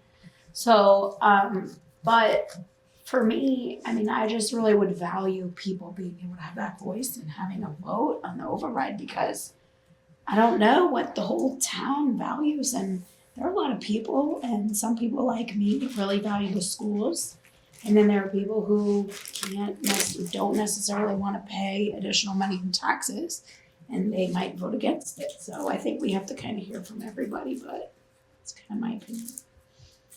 I think there are some common threads that everyone can agree with. I mean,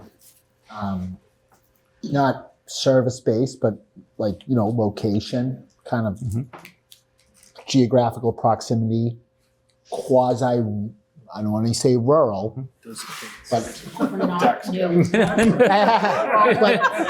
sorry. New Marlboro. Every state is floating. Should we say a more, how about more thickly settled? Or a sleepier? But those are the common things, but I think that I think schools would be a huge thing. I think that if, you're married, you're looking to buy, you have children, you're looking to come into a community, maybe, Milton gives certainty where Boston does not, right? Like, you may want to go to the Murphy School in Dorchester, but child may have to go somewhere else. But I think schools is a huge thing. I think really school. I think it's a combination. That's just Warrant from committee. I mean, that's the best warrant committee. But these are things I think I kind of have a mix of. I'm just trying to answer your question, like a mix of the services. Like I like my trash getting picked up every week and my leaves. Like not My having to go leaves. to the dump. Yeah, but You still love going to the dump, but also like I said, the schools and some other things. So it's like a mix. But you're hitting the nail on the head, and it's not. It's a question of, for every additional dollar in taxes, what would you want in this town, assuming you stay here? And is it quality of service? Do you want better trash service? Do you want more frequent quantity, more frequent trash pickup? throw everything away, right?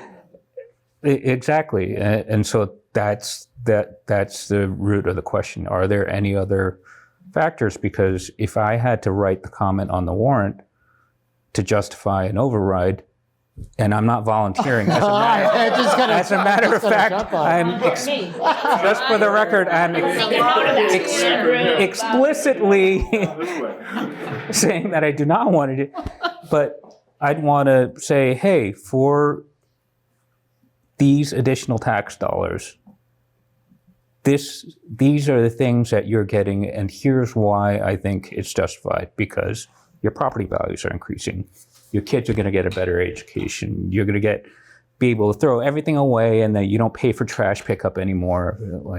And then let each town person decide, are these things valuable to me on that basis? Because they may be so hyper focused on schools, they're not thinking about the fact that their property values have far outpaced the amount of relative taxes that they've been paying. Still hurts more, but then if you look at it financially, you may say, hey, like my home has more value. I'm a senior, I want to stay in town. It's worth it for me to take a reverse mortgage, for example, so like crazy example. But the point is, like, what value are you getting for what we're asking for? Can I just add something quick? I also want to add that sometimes there are things that you can't pay a price for. Yep. The example would be, like I said, I don't want to speak on behalf of the town, but just speaking on behalf of my own family, we picked Milton 20-something years ago because of the diversity of this town. Mm-hmm. We wanted our kids to go to school with a lot of different types of kids. And that's one of the things to consider, because if you're talking about an override and taxes are too high, you're going to end up excluding certain families from coming to live here, or it's going to be to a point where it's intimidating, or it's too high. So that's just something to balance and weigh when considering taxes. Schools are very important, but do you want to get into a town that becomes homogeneous and of a certain income level? Yes, maybe for some people. I'm not saying yes or no for that, but that's just some things to consider, because people always forget schools, but part of it's also your community. Who are your neighbors? Who do you want your children to go to school with? Do you want your children to look next to them and say, oh, I see someone who looks like me and can relate to me at a different level? There's just a lot of factors, and it's not just race, gender, ethnicity, it's everything. Socioeconomic factors too, that I would like my kids to go to school. And I don't want everyone to look and be just like, so I think that's like, you can't really put a value on that, diversity. And that's a consideration in terms of taxes, because there's possible preclusion for that. That's all, that's what I'm saying. So there's like no value to that. You can't pay for that. No, and I agree with everything that everybody values on this table. And the question is, what are the things that can we tie that people are willing to pay or not pay for the additional tax dollars that we're asking for? Because Ron. How many slides you got, Jake? Oh, I've got a few more. No. There's about 10 more left. I've got a few more. So, can I proceed? Then? Yeah, have we answered Andrew's question too? Yeah, no. Jay, move on. Okay. I appreciate that thought, Andrew. Right. So, Very good. moving on. All right, I want to get into what we talked about a little bit, which is what are the peer communities that I'm going to be doing comparisons to. So this is a group of communities that over the next few slides, I'm going to be looking the peer communities I'm looking at are a list of the town government study community, the town government study committee used as a comparison in 2023. So over the next few slides, we'll see a lot of information about them, what they have in common with Milton, and how they show a range of differences. I'd say they're a sampling of cities, towns, mostly within 495. Now you can see there's one outlier. I think that's Ludlow out there. Not sure how that got in the mix, but I'm not questioning it. But they're almost all within 495. They're all towns. They are not cities. And it was, I like this group because it was selected as a good comparison by the Town Government Study Committee before we started looking at override. It wasn't pre-selected for any financial outcome. I don't want to shut down any discussion, but we could have more, we could have fewer, we could have ones that are geographically closer to us. But I'd like to sort of talk about this group, and then if we want to look at a different group after that, we can. So who are these towns and how are they similar to us? So here's the size. We've got a range of sizes. And Milton is right around the middle, just a little bit below the average, just a little bit above the median. And so we've got some that are larger than us, some that are smaller than us. We've got, although we have about the same population as the average, we have a lot fewer single family houses than the average, which to me makes me assume maybe we have we have a lot more single family houses than the other. I can't even read my own graph, which to me makes me think we probably have fewer multifamily housing. But both of these show we've got a range of different sizes in this group. Now, what about financially? How do these towns compare? So we've got per capita income, again, a big range. On the low end, below $50,000 per capita income. On the high end, you're getting up to near 150,000, over 150,000. Then there's Wellesley blowing us all away. But we've got a big range here. And Milton is below average, below the median, below the mean. But for single family home values, we're doing a little bit better. We're a lot closer to the average when it comes to single family home values. But again, we've got a big range of towns we're looking at. And then for the town budget, so on the left side, we've got the revenue, which is what's the total town budget. We are below average, but we're pretty much in the range of, you got that middle 50% or so. It's all in the 100 to 150 million group. We're in there with most of them. And then on the right-hand side, not many people will be surprised by this. I ranked them all and what percentage of taxes do they get from residential versus commercial and other. And we're near the top. There are others that are up there with us, but we're certainly near the top. And even though we're near the top, quite at the top of the list, more than half the list, so we're at 93% taxes coming from residential, more than half the list is 80% or more coming from residential. So even though they have more taxes coming from commercial and industrial, it's a matter of opinion as to how significant that is.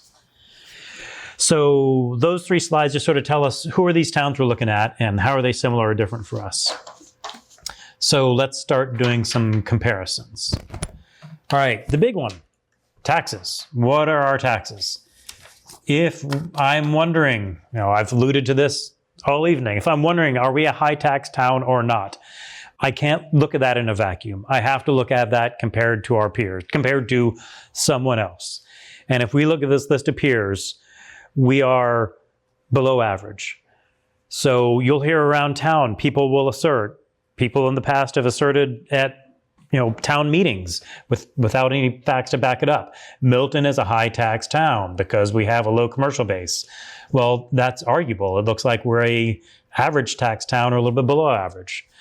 I'm going to expound on this next slide. This is just a busier version of the same slide. I wanted to hammer out, okay, which of these are mostly residential? The ones with a little greenhouse get more than 90% of their taxes from residential. The ones with the red shopping cart get less than 80% from residential. And so what can we take from this? Well, in general, the ones that have more commercial industrial have lower taxes. In general, those with more residential have higher taxes. But that's in general, but it's not necessarily. And you can look at Westwood, Needham, Lexington, all have quite a bit of commercial tax property and still have significantly higher average taxes than Milton. Don't know what to take away from that, but it's something to think when people tell you we're a high tax town. Yes? What are the Lions sales? Is that $5,000 increments in the Lions? Correct. $5,000 increments. Yep. If you think this one's busy, wait till you get to the next slide. Should I move on? All right. So the argument, we have to grow the commercial base is not the solution, not necessarily the solution. Yeah, I'm trying. Not necessarily, I think, is a good way of putting it. I think, growing the commercial base would probably take a little bit of stress off the taxpayers. But if But it may not. if we went from 93% residential to 83% residential, okay, taxes would go down by about 10%, not exactly, but the range of taxes in this graph is a lot more. So if you ask me for a conclusion, I think it would help, but maybe not to the extent some people think it would. Would expect it to, yes. Yeah. I think the expectation is very high. Yeah. And again, sort of going back to the opposite direction of, oh, our taxes are so high because of this reason. Well, no, it's not so high, and no, it's not because of this reason. Right. Now, this one I call my Cameron graph, because like Cameron in the art museum, you got to look at it for a while. I like graphs that you can just glance at and know what they're saying. And I didn't, I'm not there with this one. But it's telling us the same thing as the previous graphs. Along the vertical axis is how much we get from residential. On the horizontal axis is how much we pay in taxes. You can see we're at the top. We have the highest residential, but a lot of places have higher taxes than we do. If somebody's a graphic designer and can help me make this look better, I'd appreciate it. Okay. And then I just looked at how average taxes have grown since 2017. This one shocked me. I had to double and triple check it. And I'm just looking at the average tax from Department of Revenue since 2018 till now. All of those peers that I listed, all of them except little bitty Swampscott, God love them. Everybody else has had average taxes grow more than we have by a good bit. So none of these slides are going to make people say, hooray, an override is making our taxes go up. But maybe they'll make people say, oh, it's okay. An override is a little more tolerable.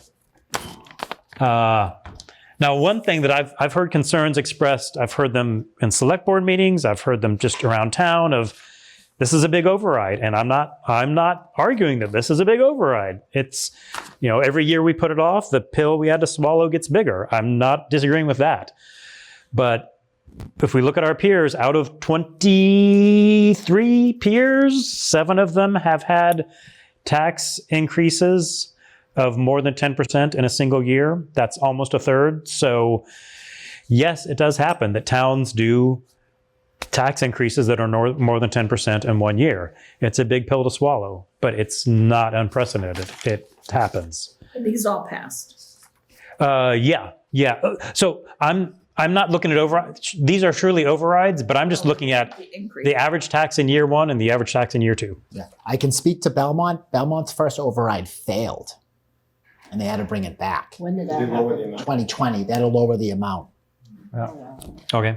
Yeah, so I just can speak to Belmont. They wanted to do some building, the tax. So that's where that. But it was significantly higher than that 11.1, which is still a big number. Yeah, it's big.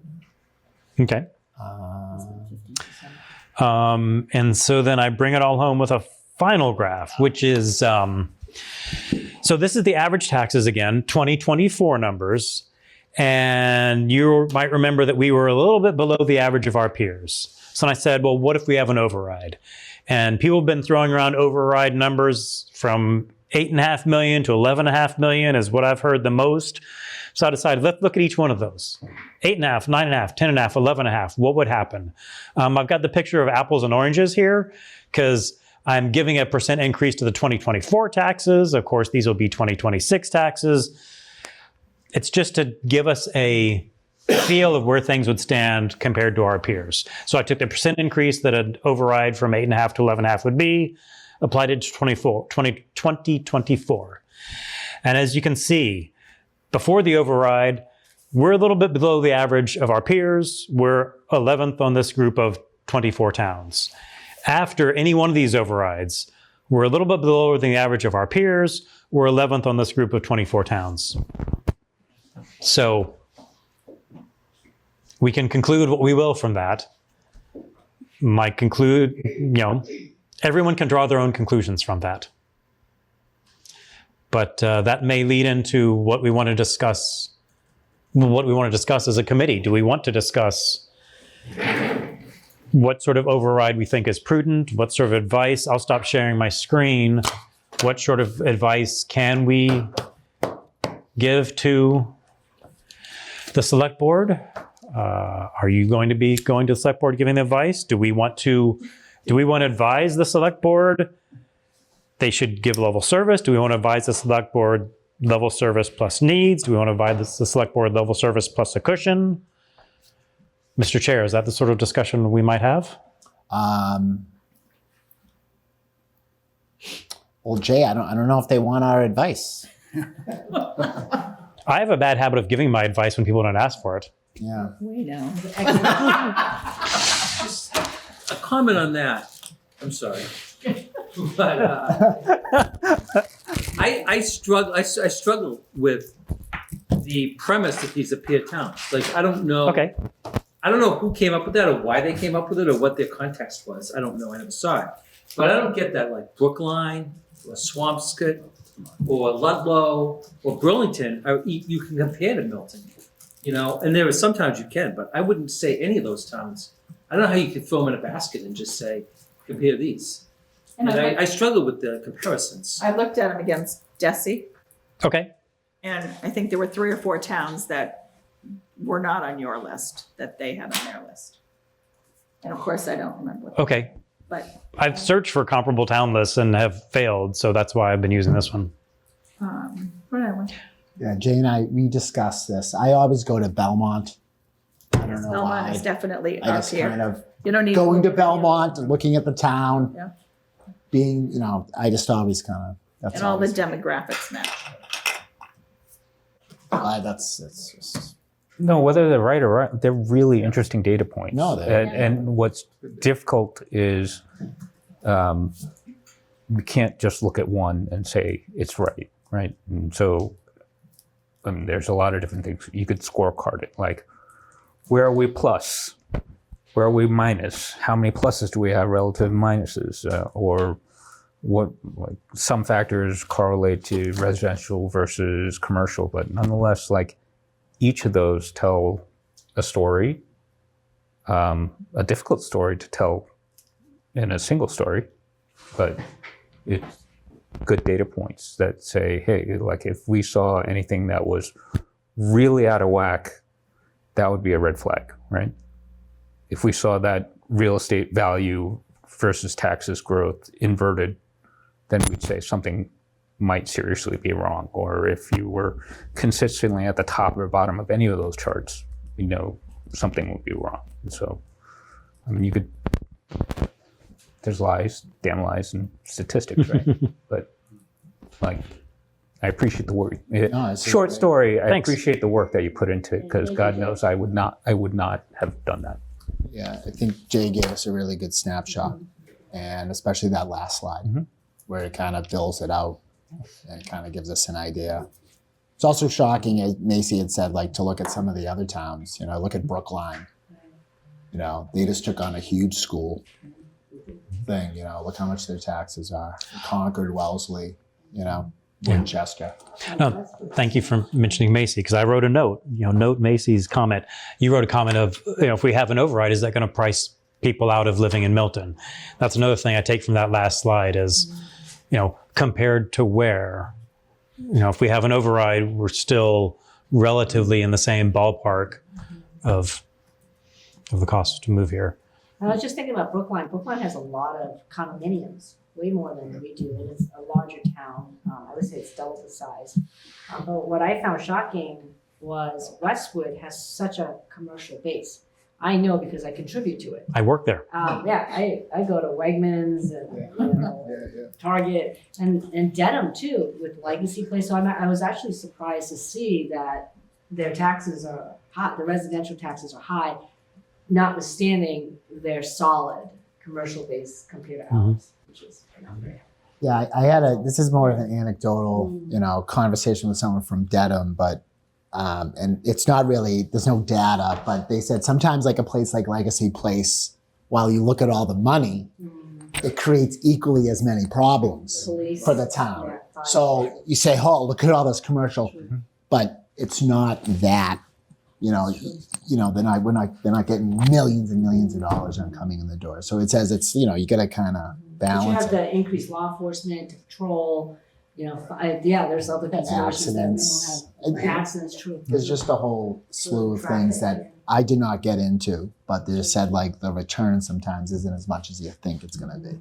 It's how it helps No, that's an tremendously. excellent point. But it's not, there are other things in opposite that draw away from that.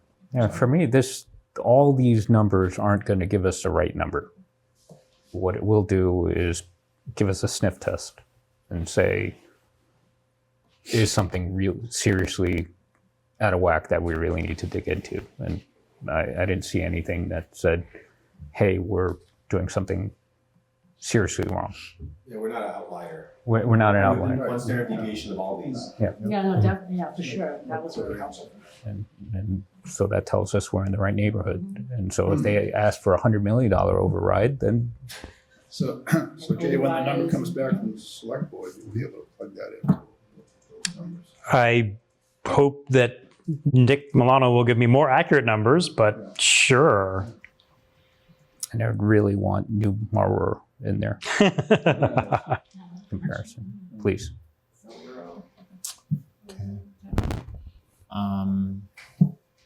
Anybody have anything else like to add? Okay. Oh, I don't have anything more. Jay, you like to say something? Again, I'd like to give my opinion even when no one asks for it. Does the warrant committee have a feeling that, and maybe we can't, well, I'll just ask. Does the warrant committee have a feeling that we would like to give a recommendation? We are the finance committee of the town. Do we have a feeling that we would like to recommend, maybe not a number? I don't think I'd be comfortable saying a number tonight, but do we want to say, yeah, we think you should do at least level service? Do we want to say you should do level service plus some? We've got these needs that we've been looking at for years, or we have a need for a cushion, financial cushion. Do people feel comfortable doing that? I have an amendment. I'm asking. I didn't make a motion. Do people Joke. do people feel comfortable? I'm not sure. Like, I felt like, I don't want to speak for anybody else, but like, I'm not sure in the schools like that. I don't feel like there's a lot of detail there that I know if everything is right or wrong. I'm not saying it is, but I just don't know. So I'm uncomfortable. I'm not comfortable saying yes or no on that myself. Liz? I would like to hear from the select board, but I also would like to say that another thing that we could talk about is, should we, again, like, it's up to the select board, but this April versus June thing is very concerning to me. Okay. And is that because of the teachers? I just don't understand why we're known for a long time. Let's just get it together. Let people vote. That's how I feel. Just let people vote.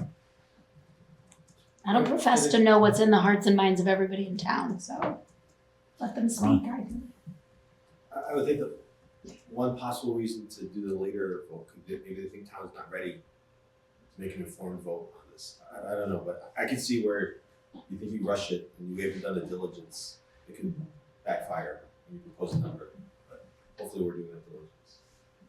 That's what I want to add is that, I think that the reason, just to counter Liz, that we're having this discussion is to provide the information the town needs to make an informed vote. And perhaps the reason it's delayed to June is to gather as much information as possible so that we can inform the public. Who has a right to know what goes on behind all these numbers and proposals. So.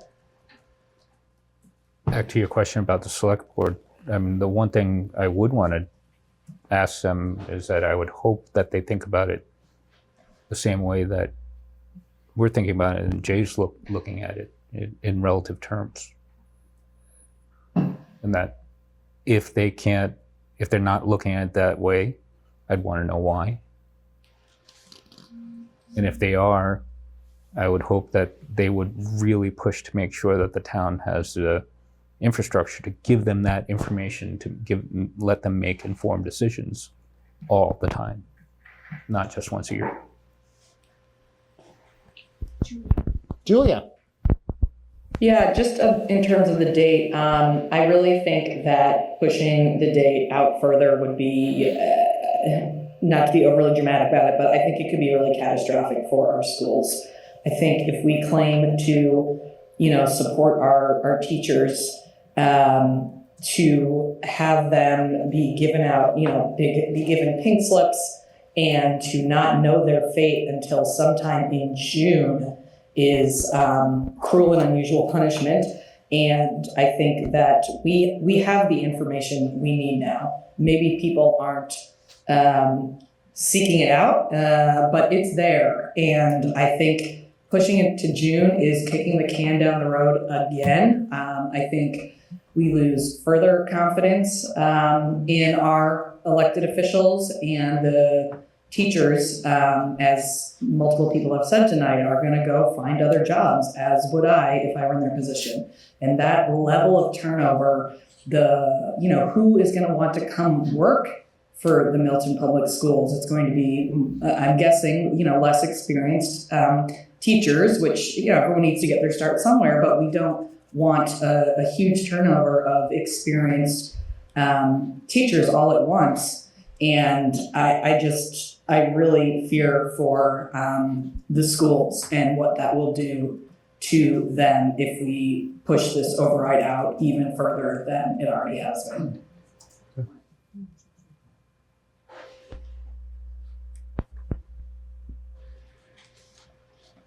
I don't know, Jay. I'm kind of getting the sense maybe to hold off. No. Ron. I think there's some really good information in those slides. I wonder if there's a way we can at least share that, because I think that baseline is useful. And we're not making the decision on how much the override should be, but I think that would be good, Andy's point, for the select board to have that. If they don't already have it, they may have done this research already, but Yeah. I don't know how many J's are there in this town that do this. It's not too many J's. There's only one J. He's on the Warrant committee. No, I mean, I'll have a conversation. I think this is great data. Let's see if they even pick a number tomorrow. And what happened, what transpires. But I just want to tell you, 17th planning board's coming in. It's Monday. It's evacuation day. Okay. Is that dependent on if there's a June, if there is a June town meeting, can we push them off for a month? They're going to do site plan and ADU at the annual. So we have to talk to them. Okay, I'm not crying. I'm crying for a different reason. St. Patrick's Day. It's evacuation day. St. Patrick's Day. Yeah, I'm Scottish. Oh. So I don't really care.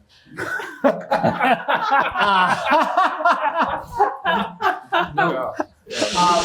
On the 18th. Good thing you're not in an elected position. I know. That's why I said it. You are running for town meeting again, though. We're all fooling around. 18th is going to be the schools. The 20th is going to be police and fire. I'm going to try to get somebody else. And DPW? No. And DPW if they get back. The 19th we have open. I'm going to see if we can bring in a couple more people on that day. I'd love to see. So it's going to be spread out. It's going to be a lot going on. Nothing more this week? Well, we have a meeting scheduled currently for Wednesday. Okay. So I'm going to ask you to please keep your eye on, I think a lot of this is dependent on what the select board does. Do you ever have Amy in? I've put a request in for Amy to come in. And I actually asked if Nick and Amy can come in on Wednesday. And the town administrator was very, said you would expect very pointed questions for Amy if she's going to come in. So it would be kind of maybe where she got to the budget. Just not to bring her in for just to talk. Judy's hand is up. Judy? Thank you. If, and that's like a big question mark now, we had to have a town meeting in June, would that be the only thing on the town meeting agenda? Would be the override?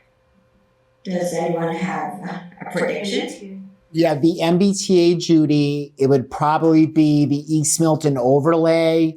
It could be the historical district. It could be the light trespass. So they could be adding some things that were sent back at our most recent meeting, giving us a break with the exception of ADU and site plan, and just having like a more substantive June meeting. Okay, so they're not necessarily slated for the May annual then, those setbacks? Yeah, the setbacks and some other new articles that they were proposing. And I think it was the intention of Nick to talk to the select board just to kind of back off and give us a little more time, given the short calendar we're looking at. All right, thank you for that clarification. Ron? In the past, the chair of the select board came to talk to some articles. I think that's a great perspective. I don't know if we've had the current chair, but if he has some commentary, I mean, it would be awesome to hear from him, not just Nick. You know? Well, actually, Ron, that invitation's been out there. So I would really like... 17th, I'm sure. Really? Yeah, so... 17th is planning. Planning board... Obviously, we should get him on the 17th. Or actually even, yeah.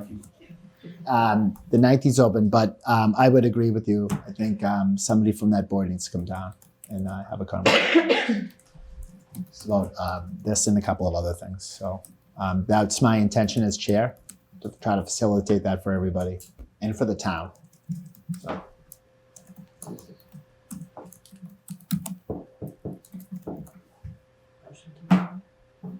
Motion to adjourn? Okay, before we entertain the motion and get a second, is everyone clear kind of, at least as to next week? Yes. Is that every day? It'll be Monday, Tuesday, Thursday, maybe Wednesday. It's fine. It's a lot, I know, everybody. And I know that there are gonna be some meetings maybe you can't make it. We just need a quorum. And in the upcoming weeks, you can't miss a meeting, try to watch it, just so you're up to speed and we can continue with the business. And just remember out there, for the newer members, we have about 30 plus articles that concern general government that we're gonna have to address. And maybe Amy can help us with those. The only other thing I'd like to mention is general government and libraries, like anything that you've prepared with the department head. If you wanna email me,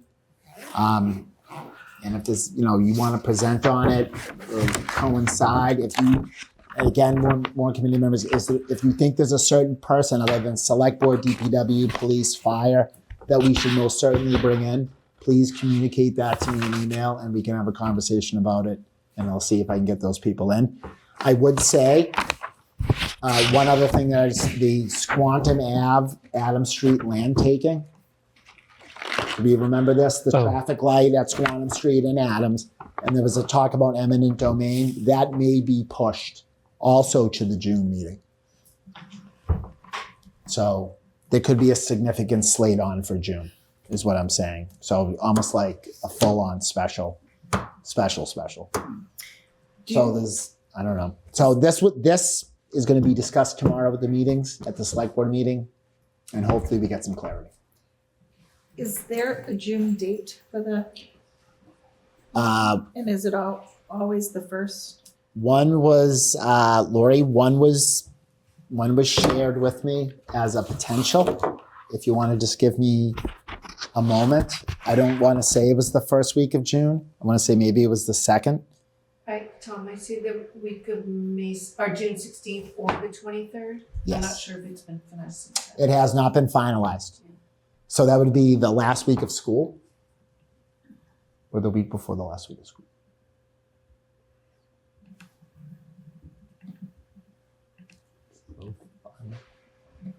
Okay.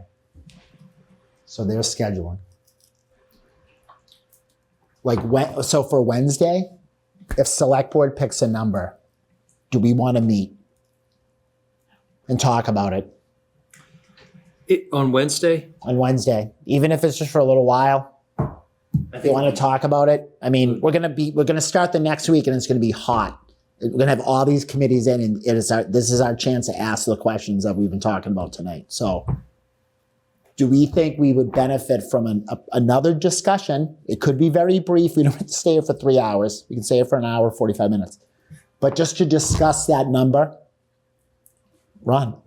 Perhaps a Zoom meeting would be easier for folks. Yeah, it's a lot of nights away from home. Can we keep it to an hour? That's Yeah, we Zoom to an hour? keep it to an hour. We can do it really. Max, and that's it. Yeah, we could do it really quickly. Okay, Wednesday, 7 to 8. Julia has. Unless, of course, a member of the select board wants to come in and talk to us. And then that would be something that I think we should maybe make a lot more time for. Julia? I was just wondering, based on the conversation tonight, is having a number going to do anything for us if we still haven't had the chance to talk with the department heads and, ask our questions of their individual budgets? Like, are we putting the cart before the horse, trying to discuss the number if we haven't had the opportunity to ask some of the details that, we have been wondering out loud tonight? Yeah, I think that's fair. Because we're gonna Yeah. hear from fire and police and Yeah, and next week. Yeah, I think I'd vote against a Wednesday meeting. I mean, who knows what it'll be. If it's level service, there's not a whole lot to talk about. If it's more than level service, I think I want to hear from Nick and Amy as to how that might shake out. And that's asking a lot to say, okay, Nick and Amy got 24 hours to figure out, where this extra $500,000 is going to go, and then come talk to us. So I would vote against a Wednesday meeting. I want to make good use of your time because it's going to be really tight the next several weeks. I think Wednesday might be better for a general government get together than. Being sincere, I don't want to pull you guys in when the conversation's not going to go anywhere, because I was worried about tonight, to be honest with you, about if we were going to have stuff to talk about, and we did, so I appreciate it. But anyone else want to chime in? Wednesday meeting? Depends on how your conversation with them goes. Okay, so what I'm going to do is I'm going to have a conversation with Nick. Okay. And I'll see who else I can speak to for the day after the select board meeting. And if I can get somebody here, maybe from the select board, I think we should have a meeting. Yes, I agree. Okay. If not, we're going to be back in here with planning board on Monday. And then go to schools, and then hopefully someone from the select board, and then police, fire, DPW. And maybe with DPW, we'll know if there's going to be an eminent domain. If that's the case, we're going to have to bring in other people to discuss the eminent domain taking. But at least DPW could give us maybe a little bit of foundation to what that project entails, just so we're ready for June. Does that work for everybody? I'm trying to really do this as a group. I don't want to. Julia's hands. Julia? Sorry, I thought I understood, but now so Monday, did you just say we have planning board? Yeah, Monday's planning board. Tuesday is schools. Wednesday is open. I'm trying to get speakers. And then the 20th, Thursday, is police, fire, potentially DPW. Okay. Okay, thank you. Thank you, Julia. Thanks for asking. I appreciate it. Just to reiterate it. Okay, people, everyone, look right towards your email. I'll know by tomorrow evening, tomorrow afternoon, if we're gonna have a meeting. I mean, not tomorrow. I'm sorry, what's tomorrow? I'll know Tuesday, tomorrow evening whether or not we should have a meeting. Wednesday. Or Wednesday, first thing. It's getting someone who can talk substantively to the number. And if there's not that person, we're not gonna have a meeting. Motion to adjourn. Second? All in favor? Aye. Okay, this meeting's adjourned. Thank you, Warrant Committee. Thank you,